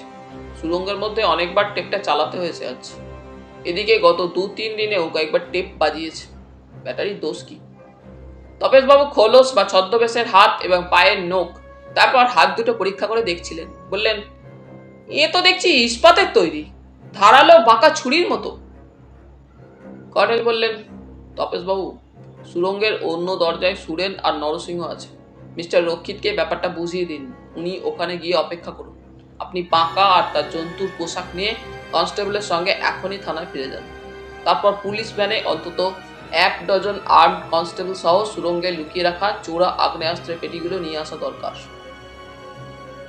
তপেশ বাবু পকেট থেকে কর্ডলেস টেলিফোন বের করে বললেন, কোনো অসুবিধা নেই, আমি ফোনে থানায় জানাচ্ছি। এসডিপিও সাহেব, এসপি সাহেবকে খবরটা জানাবেন। জঙ্গিদের গোপনে অস্ত্র পাচারের খবর আমরা জানতাম, কিন্তু অস্ত্র পেয়ে যাব চিন্তাই করিনি। আসলে এই সুড়ঙ্গ সম্পর্কে গুজব শুনেছি, কিন্তু আবিষ্কার করার চেষ্টা আমরা করিনি। আপনি কেমন করে জানলেন? সুরনের এই এলাকা নখদর্পণে। সুড়ঙ্গটা আবিষ্কার সে একা করেনি, তার বন্ধু দীপু সাহায্য করেছিল। কারণ ওই গড়ে প্রত্নদপ্তর উৎখননের সময় দুজনেই ডক্টর দেবব্রত চট্টরাজের সঙ্গে ঘুরত। ডক্টর চট্টরাজ প্রত্নদপ্তরের অধিকর্তা ছিলেন, এখন রিটায়ার করেছেন। তপেশ কর্ডলেস টেলিফোনে খবর দেওয়ার পর বললেন, এখনই ফোর্স এসে যাচ্ছে। কর্নেল সাহেবকে অনুরোধ, ফোর্স না আসা পর্যন্ত আপনারা আমাকে সঙ্গ দিন। ততক্ষণে মিস্টার রক্ষিত বাঁকার দুহাতে হাত করা পরিয়ে দিয়েছেন এবং কনস্টেবলটি দড়িতে তার কোমর বেঁধে ফেলেছে। প্রায় আধ ঘন্টা পরে একজন পুলিশ অফিসার স্পটলাইট জেলে এগিয়ে এসে বললেন, পুলিশ ভ্যান এসে গেছে স্যার। তপেশবাবু কর্নেলকে নমস্কার করে বললেন, সন্ধ্যা হয়ে গেছে, এই প্রচন্ড শীতে আর আপনাকে কষ্ট দিতে চাই না, আবার দেখা হবে। কর্নেল বললেন, আপাতত আমার একটা কাজ শেষ, পরের কাজটা পরে, এখন কফির জন্য আমি ছটফট করছি, চলি। আমরা নাক বরাবর সিধে জঙ্গলের পথে বাংলোয় পৌঁছলুম। আজ আমার মধ্যে আরেকটু আতঙ্ক ছিল না। বনবাংলার চৌকিদার নাকুলাল উদ্বিগ্ন মুখে অপেক্ষা করছিল। সে আমাদের দেখে উত্তেজিত হয়ে বলে উঠল, জঙ্গলে গুলির শব্দ শুনেছি স্যার, সুরেনের কোনো বিপদ হয়নি তো? কর্নেল তাকে আশ্বস্ত করে বললেন, না নাকুলাল, বরং সুখবর আছে। যাকে তোমরা বাবা হাড় মটমটিয়ে বলতে, সে একজন মানুষ। কালো জানোয়ারের পোশাক পরে সে ভয় দেখাতো, যাতে এই জঙ্গলে মানুষজন ঢুকতে না পারে। তুমি বলেছিলে ভালুকের মতো একটা জানোয়ার, আসলে সে একজন ডাকাত। তার নাম বাঁকা। সে গোবিন্দকেও মেরেছে। নাকুলাল অবাক হয়ে বলল, বাঁকা ডাকাতের নাম শুনেছি স্যার, তাহলে জানোয়ার সে যে জঙ্গলে সে ঘুরে বেড়াতো, তাকে আপনারা ধরতে পেরেছেন? পেরেছি। এখন শিগগির তুমি কফির ব্যবস্থা করো। সুরেনের জন্য ভেবো না, সে একটু পরে এসে পড়বে। বলে কর্নেল বাংলোর পিছনে ঘুরে দক্ষিণের বারান্দায় গেলেন। তারপর ঘরের তালা খুলে বললেন, জয়ন্ত, চিনে লণ্ঠনটা জ্বালো। বাইরে আধার জমেছে, চাঁদ উঠতে দেরি আছে। আলো জেলে বললুম, একটা ব্যাপার বুঝতে পারছি না। আপনি বলছিলেন বাঁকা তার জানোয়ারের পোশাক নিজে খুলতে পারে না, তাহলে সে খাওয়া দাওয়া করতো কিভাবে? কর্নেল ইজি চেয়ারে বসে টুপি খুলে তাকে হাত বুলিয়ে বললেন, তুমি লক্ষ্য করলে বুঝতে পারতে। বাঁকার মাথা ও মুখের অংশ খোলা যায় এবং ইস্পাতের ধারালো নখ কাটা হাত দুটো দস্তানার মতো সে খুলতে পারে, কিন্তু শরীরের বাকি অংশ অন্যের সাহায্য ছাড়া খোলা যায় না। একটু পরে নাকুলাল কফি আনলো। সে ঘটনাটা শোনার জন্য আগ্রহী, তা তার হাবভাবে বোঝা যাচ্ছিল। কর্নেল বললেন, সব ঘটনা তুমি সুরেনের মুখে শুনতে পাবে নাকুলাল। তুমি কিন্তু মুখ বুঝে থাকবে, কারণ আমরা চলে যাওয়ার পর কেষ্ট অধিকারের লোকেরা তো রায়গড়ে থাকবে। তুমি সুরেনের মতো সব জেনে মুখ বুঝে থাকলে তাদের হাতে বিপদে পড়বে না, বুঝেছ? নাকুলাল চুপচাপ চলে গেল। আমি বললাম, সুরেন সুরঙ্গের কথা জানতো? হ্যাঁ, ওই বন্ধু দীপুও জানতো। তবে সুরেন ডক্টর চট্টরাজের চুরি যাওয়া রত্নদ্রব্যটাতে কি আছে তা জানতো না। তা জানতো শুধু দীপু। দীপুই ৩২-এর ধাঁধার জট ছাড়িয়েছিল, তাই তাকে উপেন দত্ত কিডন্যাপ করেছিল। কিন্তু এখনো দীপুর খোঁজ পাওয়া গেল না। কর্নেল আসতে বললেন, সম্ভবত হালদার মশাই দীপুর ব্যাপারে কোনো সূত্র পেয়ে ডক্টর চট্টরাজকে ফলো করে কলকাতা গেছেন। দেখা যাক তিনি কি করতে পারেন। একটু পরে বললুম, কর্নেল, ডক্টর চট্টরাজের তাঁবু থেকে চুরি যাওয়া জিনিসটা প্রথম আপনার কাছে আছে। আমার ধারণা দীপুর ৩২-এর ধাঁধার জট ছাড়ানো অঙ্কটাও আপনি তার একটা বই থেকে হাতিয়েছেন। এবার তার সাহায্যে প্রত্নদ্রব্যটা অর্থাৎ অদ্ভুত গণের ছোট্ট ধাতব জিনিসটা খুলে দেখুন না, ওতে কি আছে। কর্নেল বললেন, চুপ, দেওয়ালেরও কান আছে। আর ওই শোনো, বাংলোর নিচের রাস্তায় পুলিশ ভ্যান আর জিপ গাড়ি যাওয়ার শব্দ হচ্ছে। আমার এক সময়কার বন্ধু কৃষ্ণকান্ত অধিকারী এবার নিছক কেষ্ট অধিকারী হয়ে যাচ্ছেন। জয়ন্ত, এই কেসের এটাই সবচেয়ে অদ্ভুত ঘটনা, তাই না? সেই রাত্রে পুলিশ বাহিনী গড়ের গোপন সুড়ঙ্গ থেকে চোরাই অস্ত্রশস্ত্রের পেটিগুলি নিয়ে যাওয়ার সময় বাংলোর কাছে সুরেনকে গাড়ি থেকে নামিয়ে দিয়ে গিয়েছিল। ওসি তপেশ সান্যাল কর্নেলের সঙ্গে বাংলোর লনে দাঁড়িয়ে কিসব আলোচনা করে চলে গিয়েছিলেন। ততক্ষণে জ্যোৎস্না ফুটেছিল, কিন্তু কুয়াশা মাখা সেই জ্যোৎস্না বড় রহস্যময়। সুরেন তার লম্বা ধারালো দা খুঁড়ো নাকুলালের কাছে রেখে আমাদের ঘরে এসেছিল। কর্নেলের জন্য ততক্ষণে দ্বিতীয় দফা কফি নাকুলাল দিয়ে গেছে। সুরেনও আমাদের সঙ্গে কফি খেল। কর্নেলের মতে একটা সাংঘাতিক ঘটনার পর সুরেনেরও কফি খাওয়া দরকার, নার্ভ চাঙ্গা হবে। সুরেন বলেছিল, উঁকি মেরে দেখেছিলুম জনা তিনেক লোক গড়ের দিকে আসছে। তখন একটু আঁধার নেমেছে। নরসিংহদাকে কথাটা বলা মাত্র উনি রাইফেল বাগিয়ে আমাকে টর্চ জ্বালতে বললেন। টর্চের আলোয় রাইফেলধারী পুলিশ আছে টের পেয়ে লোকগুলো কেটে পড়ল। নরসিংহদাও চেঁচিয়ে উঠেছিলেন, কৌন বা? সুরেন হেসে অস্থির। কর্নেল তাকে বলেছিলেন, তোমাকে ওরা দেখতে পায়নি তো? না স্যার, তবে আমার মনে হচ্ছে ওরা আসানসোলে কেষ্টবাবুকে খবর দিতে গেছে। যাওয়ারই কথা। পুলিশ আজ রাতেই আসানসোল থানাকে খবর দেবে। কেষ্ট অধিকারীর অফিস, দোকান আর সেখানকার বাড়িতে পুলিশ খানা তল্লাশি চালাবে। যত শিগগির সম্ভব কেষ্টবাবুকেও পাকড়া করা দরকার, তা না হলে দীপুর বিপদের আশঙ্কা আছে। সুরেন বলেছিল, কেন, দীপু তো কেষ্টবাবুর বিরুদ্ধে কিছু করেনি। সুরেন, দীপু কিছু না করলেও এ পর্যন্ত সব ঘটনা তাকে কেন্দ্র করেই ঘটেছে। কেঁচো খুঁড়তে সাপ বেরিয়ে পড়েছে, তাই কেষ্টবাবুর রাগ দীপুর ওপরেই পড়বে। স্যার, দীপু কি কেষ্টবাবুর পাল্লায় পড়েছে বলে আপনার ধারণা? জানি না, তবে বলা যায় না, দেখা যাক। রাত 10টা নাগাদ আমরা খাওয়া সেরে শুয়ে পড়েছিলাম।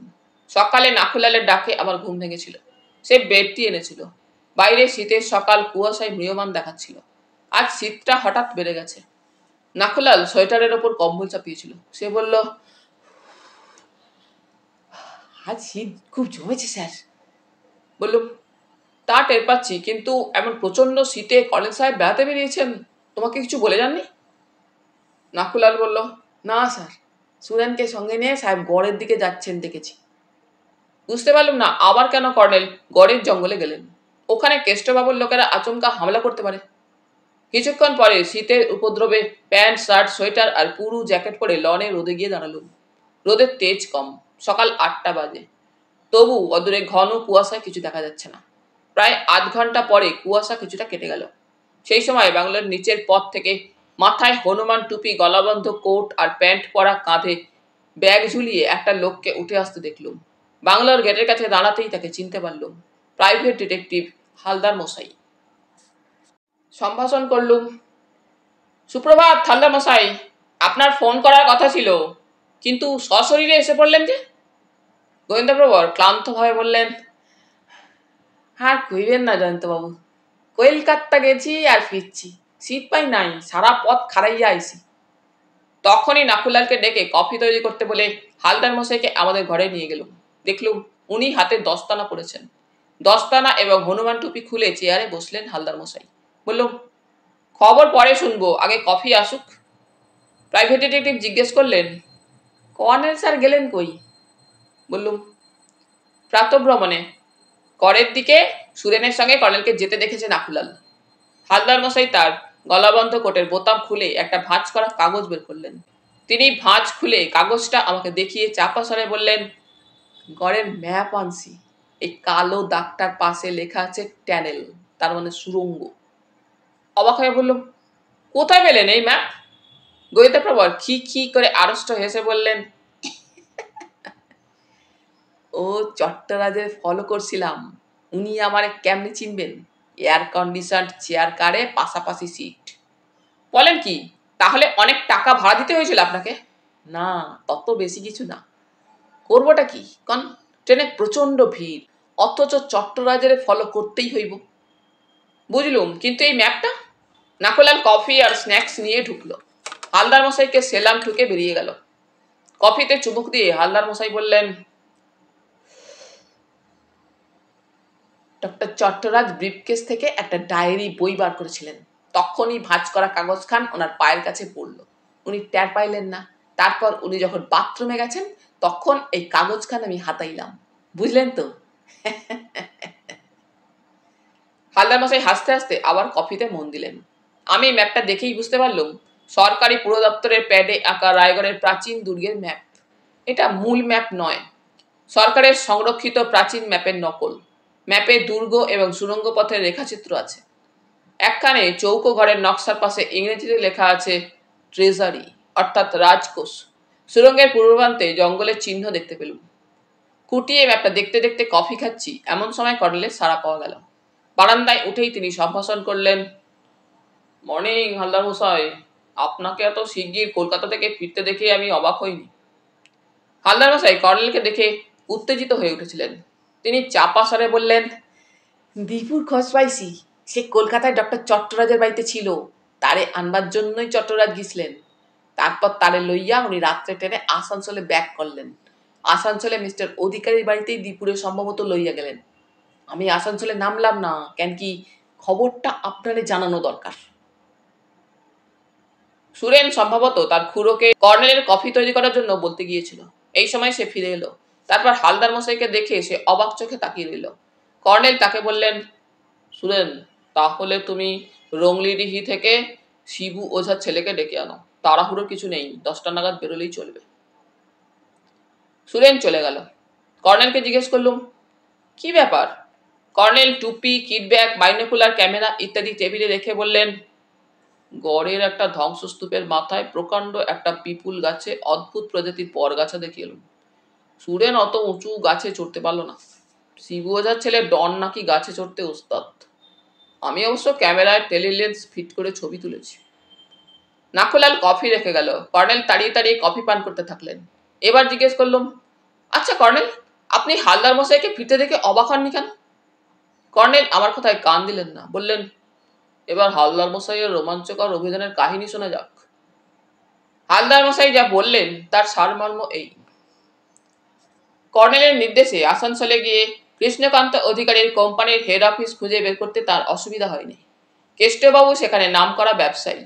এক কর্মচারীর কাছে হালদার মশাই কেষ্টবাবুর বাড়ির কথা জিজ্ঞেস করলে ভদ্রলোক বলেন, অধিকারী সাহেব এই অফিসের 3 তলায় থাকেন। তার আসল বাড়ি রায়গড়ে। তবে এখন তার সঙ্গে দেখা হবে না, খুব ব্যস্ত আছেন। হালদার মশাই কাছেই একটা হোটেলে ওঠেন। হোটেলের 3 তলায় তার রুম। তাই কেষ্ট অধিকারীর অফিস বাড়ির ওপর তলা দিকে তার নজর রাখার সুবিধা ছিল। রাত্রে তিনি রায়গড় থানায় ফোন করে জানান, এখনো কোনো খবর নেই, সকালে আবার ফোন করবেন। পরদিন সকালে কেষ্টবাবুর অফিস বাড়ির 3 তলার ছাদে হালদার মশাই রোদে দুজনকে চেয়ারে বসে চা বা কফি খেতে দেখেন। ডক্টর দেবব্রত চট্টরাজের চেহারার বর্ণনা কর্নেল তাকে দিয়েছিলেন, তাই তিনি ডক্টর চট্টরাজকে চিনতে পারেন। দুপুরে খাওয়ার পর হালদার মশাই দেখতে পান কেষ্টবাবু এবং ডক্টর চট্টরাজ একটা গাড়িতে উঠছেন। দ্রুত নেমে গিয়ে তিনি একটা অটোরিকশা ভাড়া করে সাদা গাড়িটিকে অনুসরণ করেন। গাড়িটা রেল স্টেশনে গিয়েছিল। এরপর তিনি ডক্টর চট্টরাজকে ট্রেনের চেয়ার কারে উঠতে দেখেন। চেয়ার কারে উঠে চেকারকে অনুরোধ করে টিকিটের ব্যবস্থা করেন। চেয়ার কার প্রায় খালি ছিল। এরপর ডক্টর চট্টরাজের পাশের সিটে বসে একসময় তিনি রায়গড়ের প্রাচীন দুর্গের ম্যাপটা পেয়ে যান। কিভাবে পান তা তিনি আগেই আমাকে জানিয়েছেন। এবার কর্নেলকে সবিস্তারে বলে নিজের অভিযানের বাকি অংশে চলে এসেছিলেন। গাড়ি বর্ধমান পেরিয়ে যাওয়ার পর তিনি ডক্টর চট্টরাজের সঙ্গে আলাপ জুড়ে দেন। তার গায়ে পড়া আলাপে ডক্টর চট্টরাজ বিরক্ত হচ্ছিলেন। হালদার মশাই তো বুঝতে পেরেছিলেন, কিন্তু হাওড়া স্টেশনে ট্যাক্সি পাওয়ার ঝামেলা সম্পর্কে হালদার মশাই কথা তোলেন। তখন ডক্টর চট্টরাজ বলেন, তার গাড়ি অপেক্ষা করবে স্টেশনে। হালদার মশাই তখন করুণ মিনতি করে ডক্টর চট্টরাজের বাড়ির কাছে নামিয়ে দিতে বলেন। হালদার মশাইয়ের হার্টের অসুখ আছে, তাছাড়া তিনি যাদবপুর এলাকাতেই থাকেন। এইভাবে গোয়েন্দা প্রবর বিকেল 4:30 নাগাদ হাওড়া স্টেশনে পৌঁছে ডক্টর চট্টরাজের গাড়িতে ঠাঁই জোগাড় করেন। ড্রাইভারের সঙ্গে একজন শক্ত সমর্থ চেহারার লোক এসেছিল। তাকে ডক্টর চট্টরাজ জিজ্ঞেস করেন, শ্রীমান দীপু কেমন আছে? কথাটা শুনেই হালদার মশাই কান পাতেন, কিন্তু চোখ বন্ধ। হার্টের রুগী তো। লোকটা বলে, দীপু বড্ড বেগরবাই করছে। লোকটি বলে, দীপু বড্ড বেগরবাই করছে। ডক্টর চট্টরাজ বলেন, ওকে আজই রাত 12:05 ট্রেনে বাড়ি পৌঁছে দেব। আমি নিজেই নিয়ে যাব। আমার একটু ধকল হবে, কিন্তু কি আর করা যাবে। ডক্টর চট্টরাজ তার বাড়ির কাছে হালদার মশাইকে নামিয়ে দিয়ে যান। এরপর হালদার মশাই লেক ভিউ রোডের নিজের ফ্ল্যাটে ফেরেন। তারপর হনুমান টুপি পরে পোশাক একেবারে বদলে চোখে চশমা এঁটে ঠিক সময় হাওড়া স্টেশনে পৌঁছান। তিনি প্ল্যাটফর্মে অপেক্ষা করার সময় দীপুর ভাবভঙ্গি দেখে বুঝতে পেরেছিলেন সে উপেন দত্তের বাড়ি থেকে পালিয়ে সরল বিশ্বাসে ডক্টর চট্টরাজের বাড়িতে আশ্রয় নিয়েছিল। ডক্টর চট্টরাজ তাকে চুরি যাওয়া প্রত্নদ্রব্য উদ্ধারে সাহায্যের ছলে আটকে রাখেন। দীপুর অবশ্যই এতে উৎসাহ থাকারই কথা। ডক্টর চট্টরাজকে হালদার মশাই বলতে শুনেছিলেন, মিস্টার অধিকারী তোমাকে বাড়ি পৌঁছে দেবেন। মিস্টার অধিকারীর গাড়িতে আমরা সোজা রায়গড় যাব। চিন্তা করো না, আগে হারানো জিনিসটা উদ্ধার হয়ে যাক। ততক্ষণে কর্নেল চোখ বুজে চুরুট টানছেন। গোয়েন্দা প্রবরের কথা শেষ হলে তিনি চোখ খুলে বললেন, গত রাতে আসানসোলে কেষ্টবাবুর অফিস আর গোডাউনে পুলিশের হানা দেওয়ার কথা। পুলিশ ওখানে কেষ্টবাবু, ডক্টর চট্টরাজ আর দীপুকে পেলে এতক্ষণ রায়গড় থানায় খবর আসত এবং খবরটা থানা থেকে আমাদের কাছে পৌঁছত।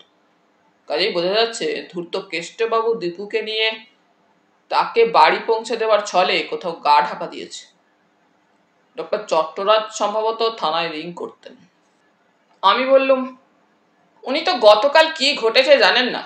আসানসোলে কেষ্টবাবুর অফিসে পুলিশ হানা দেবে, তাই বা কেমন করে জানবেন? কর্নেলের কথা শুনে হালদার মশাই হতবাক হয়ে বসেছিলেন। এবার শুরু বললেন, হ। কর্নেল বললেন, হ্যাঁ তুমি ঠিকই বলেছো জয়ন্ত, তবে হালদার মশাই অত্যন্ত মূল্যবান খবর এনেছেন। হালদার মশাই আসতে বললেন, দীপু কেষ্টবাবুর পাল্লায় পড়ছে কেন? কেষ্টবাবু কি তারে ডক্টর চট্টরাজের মতন আটকাইয়া রাখবে? জয়ন্তবাবু, কাইল কি সব ঘটছে কইলেন? কি ঘটছে? কর্নেল গম্ভীর মুখে বললেন, কেষ্টবাবু এখন মরিয়া। কেন সে কথা ব্রেকফাস্ট খাওয়ার সময় শুনবেন। গতকাল আমরাও একটা রোমাঞ্চকর অভিযানে বেরিয়েছিলাম। তাছাড়া আরও কিছু সাংঘাতিক ঘটনা ঘটেছে। একটু ধৈর্য ধরুন। আপনার ঘরে গিয়ে পোশাক বদলে গরম জলে হাত মুখ ধুয়ে ফেলুন। কিছুক্ষণ পরে আমাদের ঘরে ব্রেকফাস্টের সময় কর্নেল হালদার মশাইকে কালকের সব ঘটনা শোনালেন। গোয়েন্দাপ্রবর মাঝে মাঝে উত্তেজিত হয়ে বলে উঠছিলেন, আমি মিস করছি সেই জন্তুটা যে ছদ্মবেশে দুর্ধর্ষ বাঁকা ডাকাত। একথা শুনে প্রাইভেট ডিটেকটিভ খি খি করে হেসে অস্থির হলেন। বললেন, আরে একটুখানি দেখছিলাম, ভাগ্যিস গুলি করি নাই। বললাম, কর্নেল কেন বলতেন জন্তুটা ফায়ার আর্মসকে খুব ভয় পায়, সেটা পরে বুঝেছি। হালদার মশাই বললেন, জন্তু হইলে ভয় পাইব কেন? জন্তুরা কি ফায়ার আর্মস বোঝে? 10:15 নাগাদ সুরেন তার সমবয়সী একটা রোগা গরনের ছেলেকে সঙ্গে নিয়ে এলো। কর্নেল সহাস্যে বললেন, এই তোমার ডন? সুরেন বলল, হ্যাঁ স্যার, আমাদের ফাদার এর ডাকনাম ডন দিয়েছেন। এর খ্রিস্টান নাম Daniel Kaliprasad Besra. Mission school ছেড়ে ফাদারের ভয়ে বনে জঙ্গলে ঘুরে বেড়ায়। কর্নেল বললেন, হালদার মশাই, রাত জেগে এসেছেন, ঘুমিয়ে নিন। জয়ন্ত, আমার সঙ্গী হবে নাকি? বললুম, আমার মাথা খারাপ। অন্য ব্যাপারে আপনার সঙ্গে যেতে সবসময় রাজি, কিন্তু আপনি যখন বনে বাজারে পাখি, প্রজাপতি, অর্কিডের জন্য বেরোচ্ছেন, তখন আমি সঙ্গী হতে রাজি নেই। ঠেকে ঠেকে আমার যথেষ্ট শিক্ষা হয়েছে। কর্নেল হাসতে হাসতে সুরেন ও ডনের সঙ্গে চলে গেলেন। হালদার মশাই আর আমি লনে রোদ্দুরে দুটো চেয়ার পেতে বসলুম। হালদার মশাই বললেন, একটা কথা বুঝি না, কেষ্টবাবু পোলাটারে আটকাইয়া রাখবো কেন? সাই দিয়ে বললাম, ঠিক বলেছেন, দীপুকে আটকে রেখে কেষ্ট অধিকারীর কি লাভ? যে জিনিসটা 32-এর ধাঁধার জট ছাড়ানোর জন্য দরকার ছিল, সেই তো উপেন দত্তকে শিম্পাঞ্জির ছদ্মবেশে বাঁকা ডাকাত খুন করার পর কর্নেলের হাতে চলে এসেছে। গোয়েন্দাপ্রবর উত্তেজিত হয়ে বলে উঠলেন, কি কইলেন? তার প্রশ্নের উত্তর দিতে যাচ্ছি, ঠিক সেই সময় দেখলুম কুমুদবাবু হন্তদন্ত হয়ে গেট খুলে বাংলোর লনে ঢুকছেন। তিনি এসে কাঁদো কাঁদো মুখে হাঁপাতে হাঁপাতে বললেন, কর্নেল সাহেব কোথায়? এদিকে এক সর্বনাশ। বললুম, কি হয়েছে কুমুদবাবু? কুমুদবাবু পাঞ্জাবির বুক পকেট থেকে একটা খাম বের করে করুণ মুখে বললেন, এই চিঠিটা আজ ভোরে বাইরের ঘরের কপাটের ফাঁক দিয়ে কে ঢুকিয়ে রেখেছিল, লক্ষ্য করিনি। কিছুক্ষণ আগে মেজে পরিষ্কার সময় দীপুর মায়ের চোখে পড়ে। এটা দীপুর লেখা চিঠি, পড়ে দেখুন। চিঠিটা খুলে দেখলুম, লেখা আছে, বাবা, চট্টরাজ সাহেবের ক্যাম্প থেকে চুরি যাওয়া জিনিসটা নাকি কোন কর্নেল সাহেবের কাছে আছে। তাকে এই চিঠি দেখিয়ে বলবেন ওটা যেন তিনি আজই রাত 10টায় হাড় মটমটিয়া জঙ্গলে সেই ডোবার পাড়ে রেখে আসেন। পুলিশকে জানালে আমাকে এরা মেরে ফেলবে। জিনিসটা পেলে আমাকে এরা ছেড়ে দেবে, না পেলে আজ রাত 1টায় আমাকে এরা মেরে ফেলবে। ইতি দীপু। হালদার মশাই আমার মুখের কাছে মুখ এনে চিঠিটা পড়ছিলেন। তার শ্বাস প্রশ্বাসের শব্দ কানে ঝাপটা মারছিল। তিনি এবার সরে বসে উত্তেজিতভাবে বললেন, কর্নেল স্যারের এখনই খবর দেওয়া দরকার। কুমুদবাবু ভাঙা গলায় বললেন, কর্নেল সাহেব কোথায় গেছেন? বললুম, ওর যা বাতিক, গড়ের জঙ্গলে পরগাছা আনতে গেছেন। আপনি ততক্ষণ অপেক্ষা করুন। আমরা বারান্দায় গিয়ে বসলুম। একটু পরে হালদার মশাই বললেন, গড়ের জঙ্গল কোথায়? আমার দেখাইয়া দিলে কর্নেল স্যারের খবর দিতাম। জয়ন্তবাবু চেনেন না, কুমুদবাবু আপনি নিশ্চয়ই চেনেন। কুমুদবাবু বললেন, আমার যা অবস্থা, অনেক কষ্টে এসেছি। এখান থেকে প্রায় 1 কিলোমিটার পশ্চিম উত্তর কোণে, নদীর ওপারে।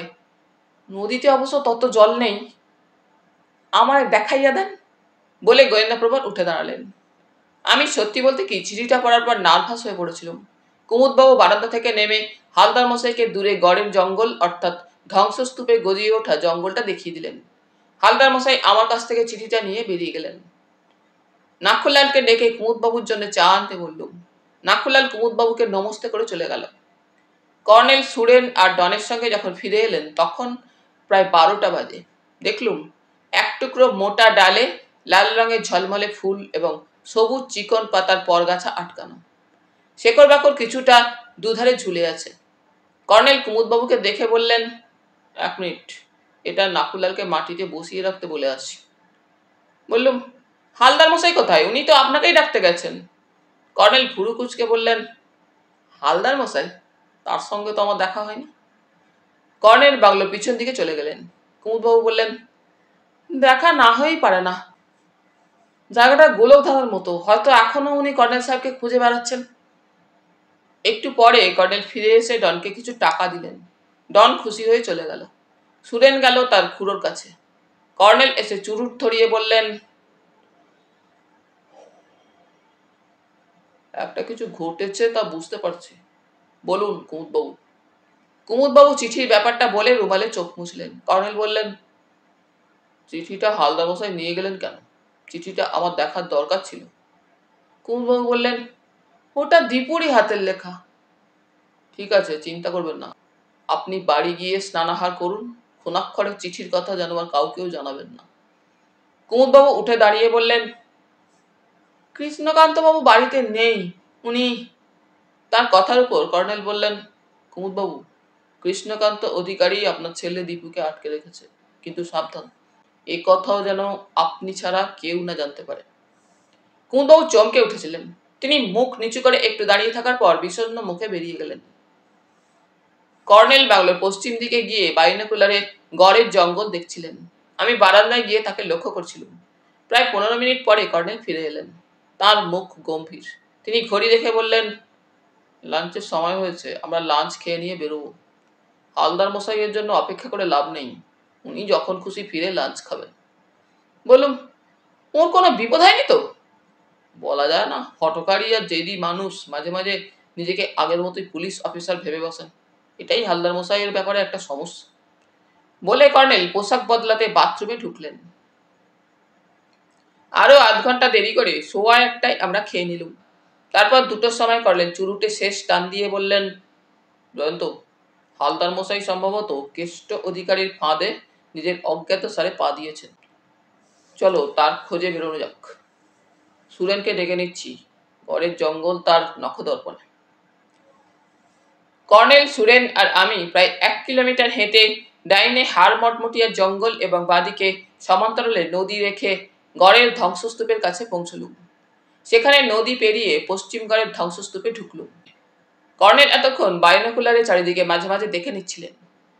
গড়ের ধ্বংসস্তূপের গোলকধাঁধায় ঢোকার পর তিনি বললেন, সুরেন, দেখো তো ওটা কি। সুরেন এগিয়ে গিয়ে বাঁ হাতে একটা নোংরা রুমাল তুলে ধরল। আমি চমকে উঠে বললুম, এটা দেখছি হালদার মশাইয়ের নাকের নসি মোচা রুমাল। আরো কিছুক্ষণ ডাইনে বাঁয়ে ঘুরে এগিয়ে একখানে থেমে কর্নেল বললেন, কি আশ্চর্য।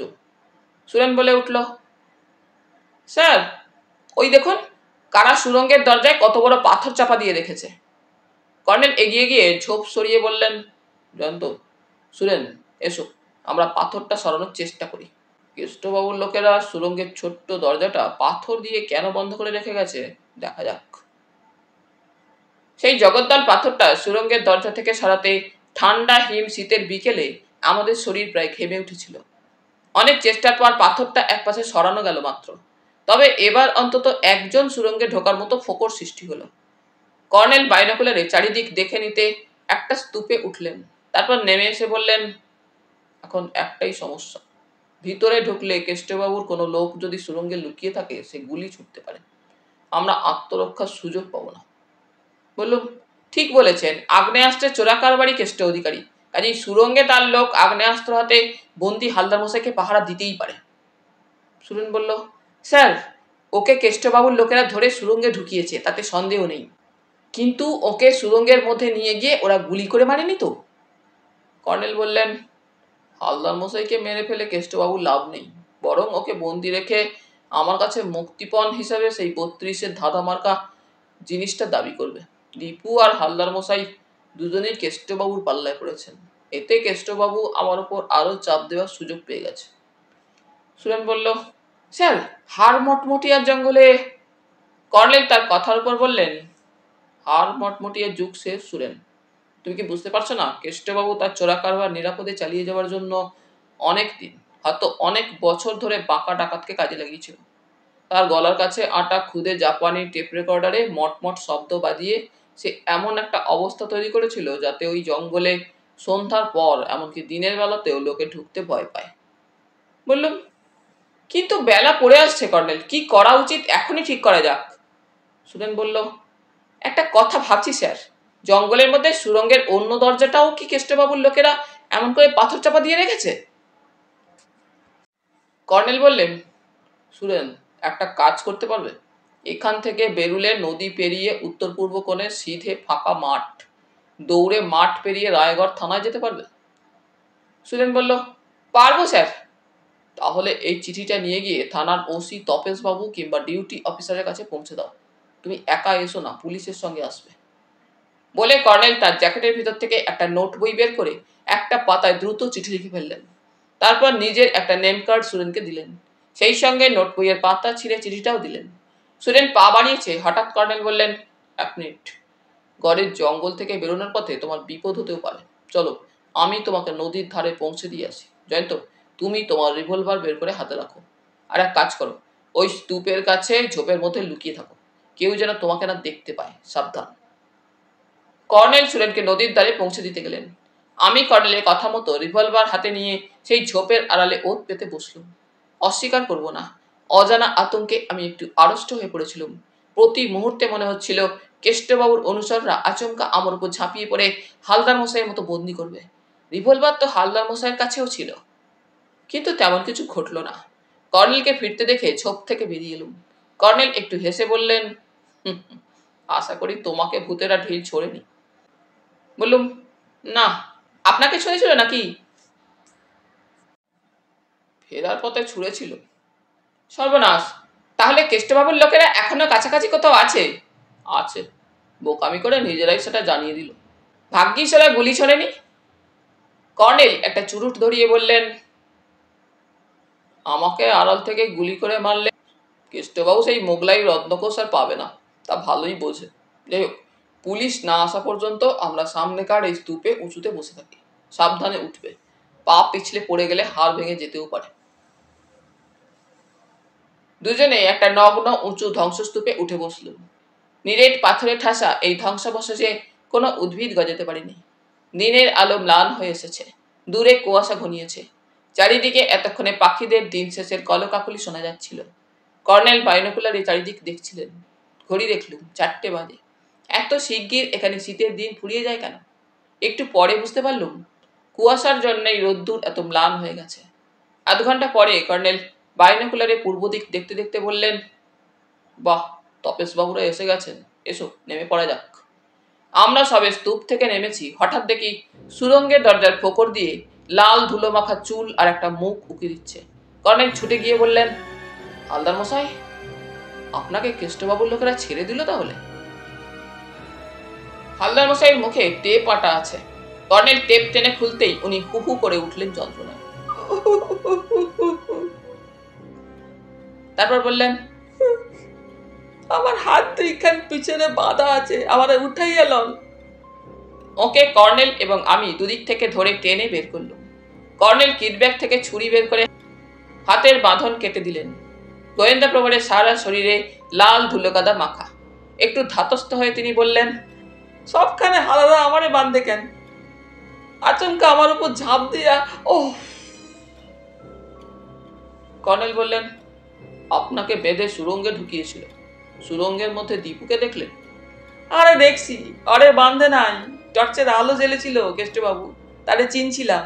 কিছুক্ষণ আগে উল্টা দিক থেকে টর্চ জ্বালাতে জ্বালাতে কেউ আইয়া কইল, স্যার গতিক ভালো না। সুরেন্দ্রে দৌড়াইয়া যাইতে দেখছি, হয়তো থানায় খবর দিতে গেল। সুরঙ্গের পশ্চিমের দরজায় পাথর আটকানো ঠিক হয় নাই। তখন কেষ্টবাবু কইল, এই টিকটিকিটা এখানে বাঁধা থাক, চলো দীপকে লইয়া আমরা জঙ্গলের মধ্যে যাই। ওরা পলাইয়া গেল, আমার 2 পাও বাঁধা ছিল। দেওয়ালের একখানে পাথরের ইট একটুখান উঁচু ছিল, সেখানে আন্ধারে পাওয়ের দড়ি ঘষতে ঘষতে যখন ছিল তখন খাড়া হইলাম।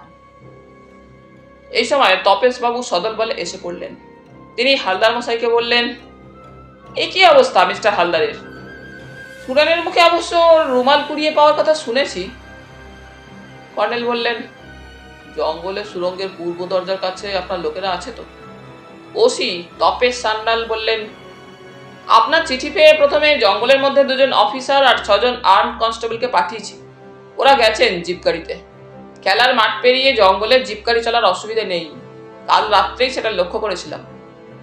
ঝোপচার কোনো বাধা নয়। এবারে বলুন কি করব। সুরঙ্গের দরজার পাথরটা পুরোপুরি সরিয়ে ফেলার পর সুরঙ্গে ঢুকলে কেষ্টবাবুর লোকেরা যদি গুলি ছোড়ে, তাহলে আমাদের কারো না কারো প্রাণের ঝুঁকির প্রশ্ন আছে। কর্নেল কিছু বলার আগেই হালদার মশাই বলে উঠলেন, কেষ্টবাবু আর দুইজন লোক দীপুরে লইয়া উল্টো দিকে পলাইয়া গেছে। তপেশবাবু বললেন, কতক্ষণ আগে? 8 ঘন্টার বেশি, কি জানি ঠিক টাইম স্মরণ হয় না। তাহলে তো ওরা পুলিশ ফোর্স যাওয়ার আগেই পালিয়ে গেছে। কর্নেল চাপা স্বরে বললেন, এক কাজ করা যাক, পাথরটা সুরঙ্গের দরজায় আটকে দিয়ে পুলিশ ফোর্স আশেপাশে ঝোপে গা ঢাকা দিয়ে থাক। গড়ের এই জঙ্গলে কেষ্টবাবুর লোকেরা কিছুক্ষণ আগেও ছিল, এখন আপনাদের দেখে পালিয়ে যেতেও পারে, আবার পুলিশ চলে যাওয়া পর্যন্ত অপেক্ষা করতেও পারে। আপনি একজন অফিসারকে সেই মতো নির্দেশ দিন। কেষ্টবাবুর লোকেদের সামনে পেলে উপযুক্ত ব্যবস্থা তিনি নেবেন। তারপর আর কি, চলুন আমরা জঙ্গলের সুরঙ্গের পূর্ব দরজার কাছে যাই। কি ঘটছে এখনই জানা দরকার। তপেশবাবু একজন অফিসারকে ডেকে সেই মতো নির্দেশ দিলেন। তারপর বললেন, কর্নেল সাহেব, ওখানে আমাদের একজন অফিসারের কাছে কর্ডলেস টেলিফোন আছে, এখনো কোনো সাড়া পাচ্ছি না। তার মানে হয় কেষ্টবাবুরা আগেই কেটে পড়েছে, নয়তো পুলিশের জিপের শব্দ শুনে সুরঙ্গে লুকিয়েছে। আমি ফোন করে দেখি বরং। তপেশবাবুর হাতে কর্ডলেস টেলিফোন ছিল। ডায়াল করে একটা সাংকেতিক নম্বর বললেন, তারপর কানের কাছে ফোনটা ধরে কিছু শোনার পর বললেন, ওকে ওকে, আমরা যাচ্ছি। ফোন নামিয়ে তিনি বললেন, এসআই মিস্টার মিত্র বললেন সুরঙ্গের দরজার উপর ঘন ঝোপ আর লতাপাতা আছে। তার ফাঁকে তিনি একটা মুখ দেখতে পেয়েছেন। তাকে দেখা মাত্র মুখটা অদৃশ্য হয়ে গেছে। কর্নেল বললেন, তার মানে ওরা এখনো বেরোতে পারেনি। শিগগির চলুন তপেশবাবু, সুরঙ্গে গুলির লড়াই করার বিপদ আছে, ওখানে গিয়ে অবস্থা বুঝে ব্যবস্থা করা যাবে। আমরা গড়ের জঙ্গল থেকে বেরিয়ে নদী পার হয়ে পুলিশ ভ্যানের কাছে পৌঁছলুম। তপেশবাবু পুলিশ ভ্যানের ড্রাইভার এবং দুজন সশস্ত্র গার্ডকে ওখানে অপেক্ষা করার নির্দেশ দিলেন। তারপর সোজা এগিয়ে গেলেন। হাড় মটমটিয়া জঙ্গলের এদিকটা ঢালু হয়ে নেমে এসেছে। কর্নেল আসতে বললেন, আমাদের আরেকটু ডান দিকে গিয়ে নিঃশব্দে জঙ্গলে ঢুকতে হবে। এই সময় তপেশবাবুর টেলিফোনে বিপ বিপ শব্দ হলো। তিনি কর্ডলেস ফোনটা কানের কাছে ধরে সাড়া দিলেন। তারপর কর্নেলকে চাপা স্বরে বললেন, সাংঘাতিক লোক কেষ্টবাবু। দীপুর কানের কাছে রিভলভারের নল ঠেকিয়ে সুরঙ্গ থেকে বেরিয়েছে। তার দুই সঙ্গী তার পিছনে আছে। কেষ্টবাবু বলছে তাদের যেতে না দিলে দীপুর মাথায় গুলি করবে, তারপর পুলিশ তাদের গুলি করে মারুক, তাতে পরোয়া নেই। কর্নেল দিন শেষের ম্লান আলোয় বাইনোকুলারে জঙ্গল দেখে নিয়ে বললেন, চিনতে পেরেছি। ওই ঝোপঝাড়ের ভিতর দিয়ে যতদূর সম্ভব নিঃশব্দে গুড়ি মেরে উঠতে হবে। শীতের সময়, তাই ছড়া পাতায় পায়ের শব্দ হওয়া স্বাভাবিক, কিন্তু ঝোপঝাড়ের ভিতর ছড়া পাতার উপদ্রব নেই। কর্নেলের পিছনে সুরেন, তপেশবাবুর পিছনে আমি এবং আমাদের ডান পাশে হালদার মশাই। এইভাবে গুড়ি মেরে ঝোপঝাড়ের মধ্যে বন্য প্রাণীদের মতো আমরা ঢাল বেয়ে উঠে গেলাম। কর্নেল, তপেশবাবু, হালদার মশাই আর আমার হাতে উদ্যত গুলি ভরা রিভলভার। এই সময় জঙ্গলে শীতের হাওয়া বইছিল। এতে আমাদের সুবিধাই হলো। একখানে কর্নেল থেমে গেলেন, আমরাও থেমে গেলাম। তারপর সত্যি এক সাংঘাতিক দৃশ্য চোখে পড়ল। সুরঙ্গের দরজার বাইরে কেষ্ট অধিকারী সুরেনের বয়সী একটি ছেলের কানের পাশে রিভলভারের নল ঠেকিয়ে এক পা করে সামনে এগোচ্ছে। তার দুপাশে দুটি সন্না মার্কা লোকের হাতে বিদেশি রাইফেল বলেই মনে হলো। তারা পুলিশের দিকে সেই রাইফেল তাক করে এগোচ্ছে। দুজন পুলিশ অফিসার রিভলভার এবং কনস্টেবলরা রাইফেল উঁচিয়ে একটু তফাতে দাঁড়িয়ে পজিশন নিয়েছে। যে কোনো মুহূর্তে আগ্নেয়াস্ত্রের সংঘর্ষ শুরু হবে, এমন একটা ভয়ঙ্কর অবস্থা। তারপর কেষ্টবাবু চাপা গলায় গর্জে উঠল, আমরা মরবো, তার আগে কুমুদ মাস্টারের ছেলেও মরবে। এখনো ভেবে দেখো পুলিশ বাবুরা, ভালোই ভালোই আমাদের যেতে দাও। দেখছো তো আমার দুই সঙ্গীর হাতে অটোমেটিক রাইফেল, প্রতি সেকেন্ডে 2টো করে গুলি বেরোয়, তোমরা গুঁড়ো হয়ে যাবে। হঠাৎ অন্য একটা ঘটনা ঘটে গেল। হালদার মশাই কখন এগিয়ে গেছেন গুলি মেরে তা লক্ষ্য করিনি। তিনি আচম্বিতে ঝাঁপ দিলেন কেষ্ট অধিকারীর উপরে।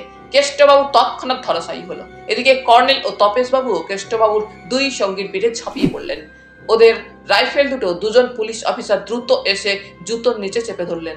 দুজনে ধরাশায়ী হলো এবং কেষ্টবাবুর মতোই তাদের পিঠেও সশস্ত্র এবং ওজনদার দুজন মানুষ, কর্নেল এবং ওসি তপেশ সান্যাল। কেষ্টবাবুর রিভলভার ছিটকে পড়েছিল। হালদার মশাই তার রিভলভারটা দেখিয়ে দীপুর উদ্দেশ্যে বললেন, এই পোলাটা কি করে খারাইয়া আছে কেন? কেষ্টবাবুর ফায়ার আর্মস কুড়াইয়া লও। দীপু তবু ফ্যাল ফ্যাল করে তাকিয়ে আছে। সুরেন লাফিয়ে এসে কেষ্টবাবু রিভলভারটা কুড়িয়ে নিল। তারপর ফিক করে হেসে দীপুকে বলল, কিরে, তুই তো গিয়েছিলি হাফ প্যান্ট স্পোর্টিং গেঞ্জি পরে, ফিলি সোয়েটার আর ফুল প্যান্ট পরে, কে কিনে দিল? দীপু এবার আড়ষ্টভাবে হেসে বলল, চট্টরাজ সাহেব। ততক্ষণে ধরাশায়ী কেষ্ট অধিকারী এবং তার দুই সঙ্গীকে পুলিশ হাত করা পরিয়ে ট্রেনে হিঁচড়ে দাঁড় করিয়েছে। তপেশবাবু বললেন, মিত্রবাবু, সাবধানে আসামিদের নিয়ে যান।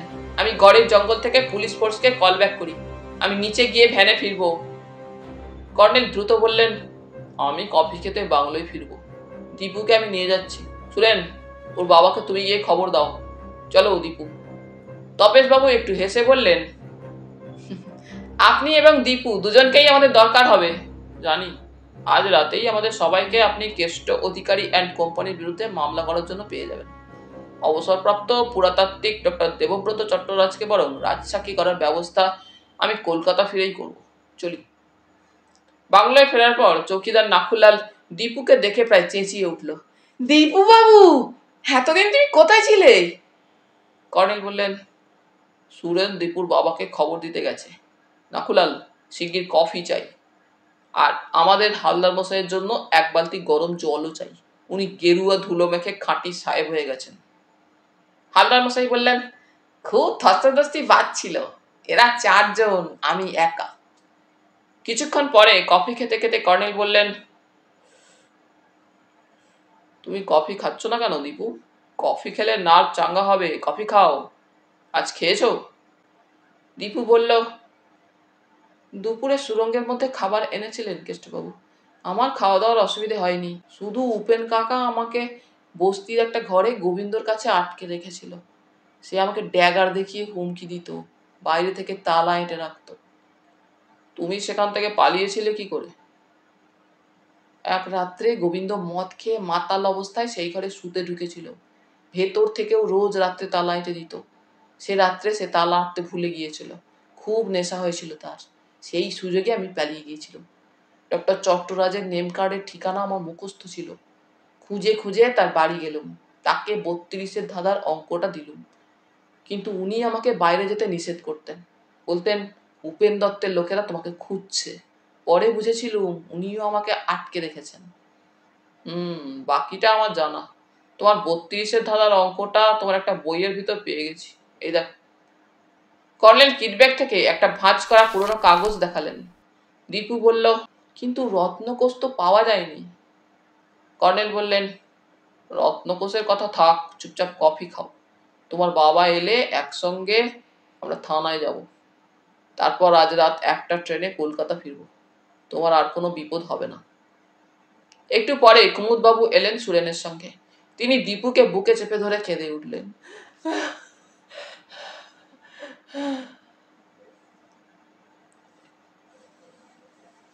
পুলিশের গাড়ি কর্নেল হালদার মশাই এবং আমাকে সেই রাত্রে রায়গড় স্টেশনে পৌঁছে দিয়েছিল।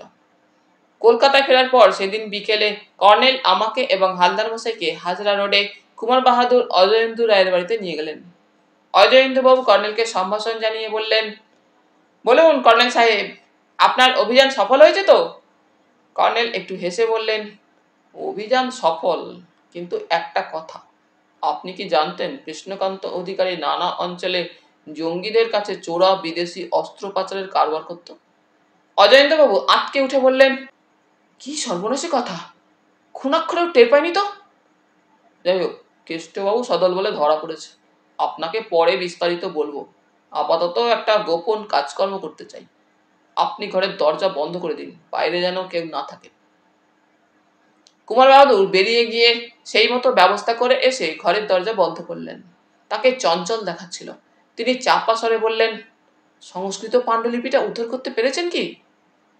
কর্নেল তার কিটব্যাগ থেকে প্রথমে খবরের কাগজের প্যাকেটে ভরা সংস্কৃত পাণ্ডুলিপিটা তাকে দিলেন। তারপর বললেন, এবার আপনাকে যে জিনিসটা দেব সেটা দেখলে আপনি চিনতে পারবেন না, কিন্তু আপনার পূর্বপুরুষ সেই জিনিসটা মোগল সেনাপতি রাজা মান সিং এর কাছ থেকে উপহার পেয়েছিলেন। বলে তিনি কিটব্যাগ থেকে প্যাকেটে ভরা একটা জিনিস বের করলেন। দেখা মাত্র চিনতে পারলুম এটা হাড়মটমটিয়ার জঙ্গলে উপেন দত্তের মৃতদেহের কাছে নগ্ন মাটি খুঁড়ে সুরেন বের করেছিল। কর্নেল মেটাল ডিটেক্টরে এটারই খোঁজ পেয়েছিলেন, কিন্তু আমাকে খুলে বলেননি। আমার প্রশ্নের উত্তর এড়িয়ে থেকেছেন। প্যাকেটের ভিতর থেকে ছোট্ট চৌকো গড়নের কালো জিনিসটা কর্নেল বের করে বললেন, এটা একটা রত্নকোষ।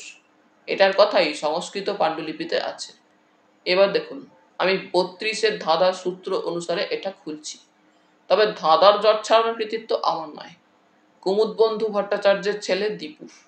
এই ছকের উল্লেখ সংস্কৃত পাণ্ডুলিপিতে আভাসে ছিল। এই দেখুন।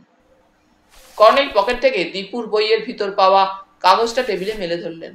বললেন, 1 থেকে 15 পর্যন্ত সংখ্যা চতুষ্ক পদ্ধতিতে এমন সাজাতে হবে যে কোনো দিকে যোগফল 32 হয়। দীপু সেই 32-এর ধাঁধার জট কিভাবে খুলেছে লক্ষ্য করুন।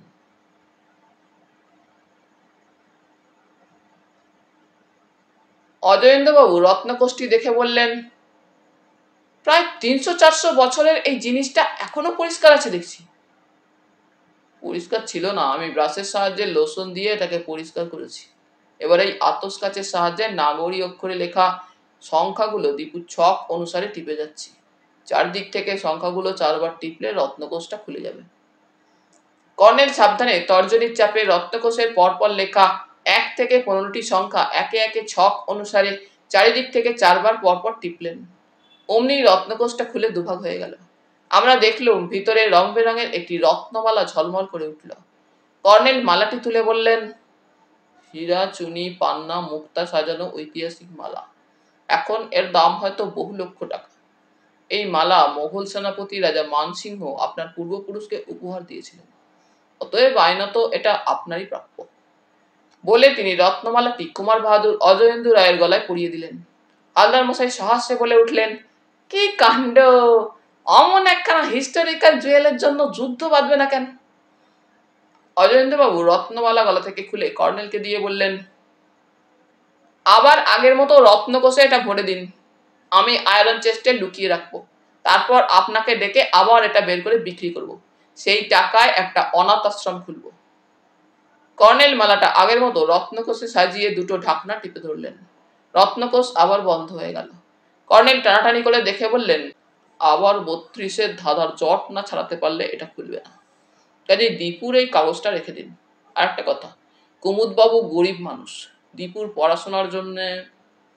তার কথার উপর অজয়েন্দ্রবাবু বলে উঠলেন, দীপুর উচ্চশিক্ষার দায়িত্ব আমার। কুমুদকে আজই লিখে পাঠাচ্ছি। এবার এটা আমি আয়রন চেস্টে রেখে আসি। তারপর কফি খেতে খেতে আপনার কাছে সব কথা শুনবো। উনি দরজা খুলে বেরিয়ে গেলে হালদার মশাই বললেন, কথাটা বলি নাই, এবার বলি। কেষ্টবাবুর পিঠে চাপছিলাম, তখনই টের পাইছিলাম ওর পিঠে একখান আব আছে। কুঁজো কইতে পারেন। কুঁজে হেভি প্রেসার দিচ্ছিলাম।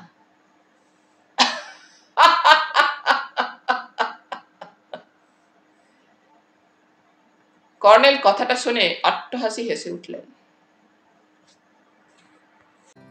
তাহলে বন্ধুরা, আজ এই পর্যন্তই। গল্প পাঠ তোমাদের ভালো লেগে থাকলে তোমাদের কাছে আবারও অনুরোধ থাকলো, লাইক, শেয়ার এবং সাবস্ক্রাইব করে তোমাদের মূল্যবান মতামত পাঠানোর জন্য।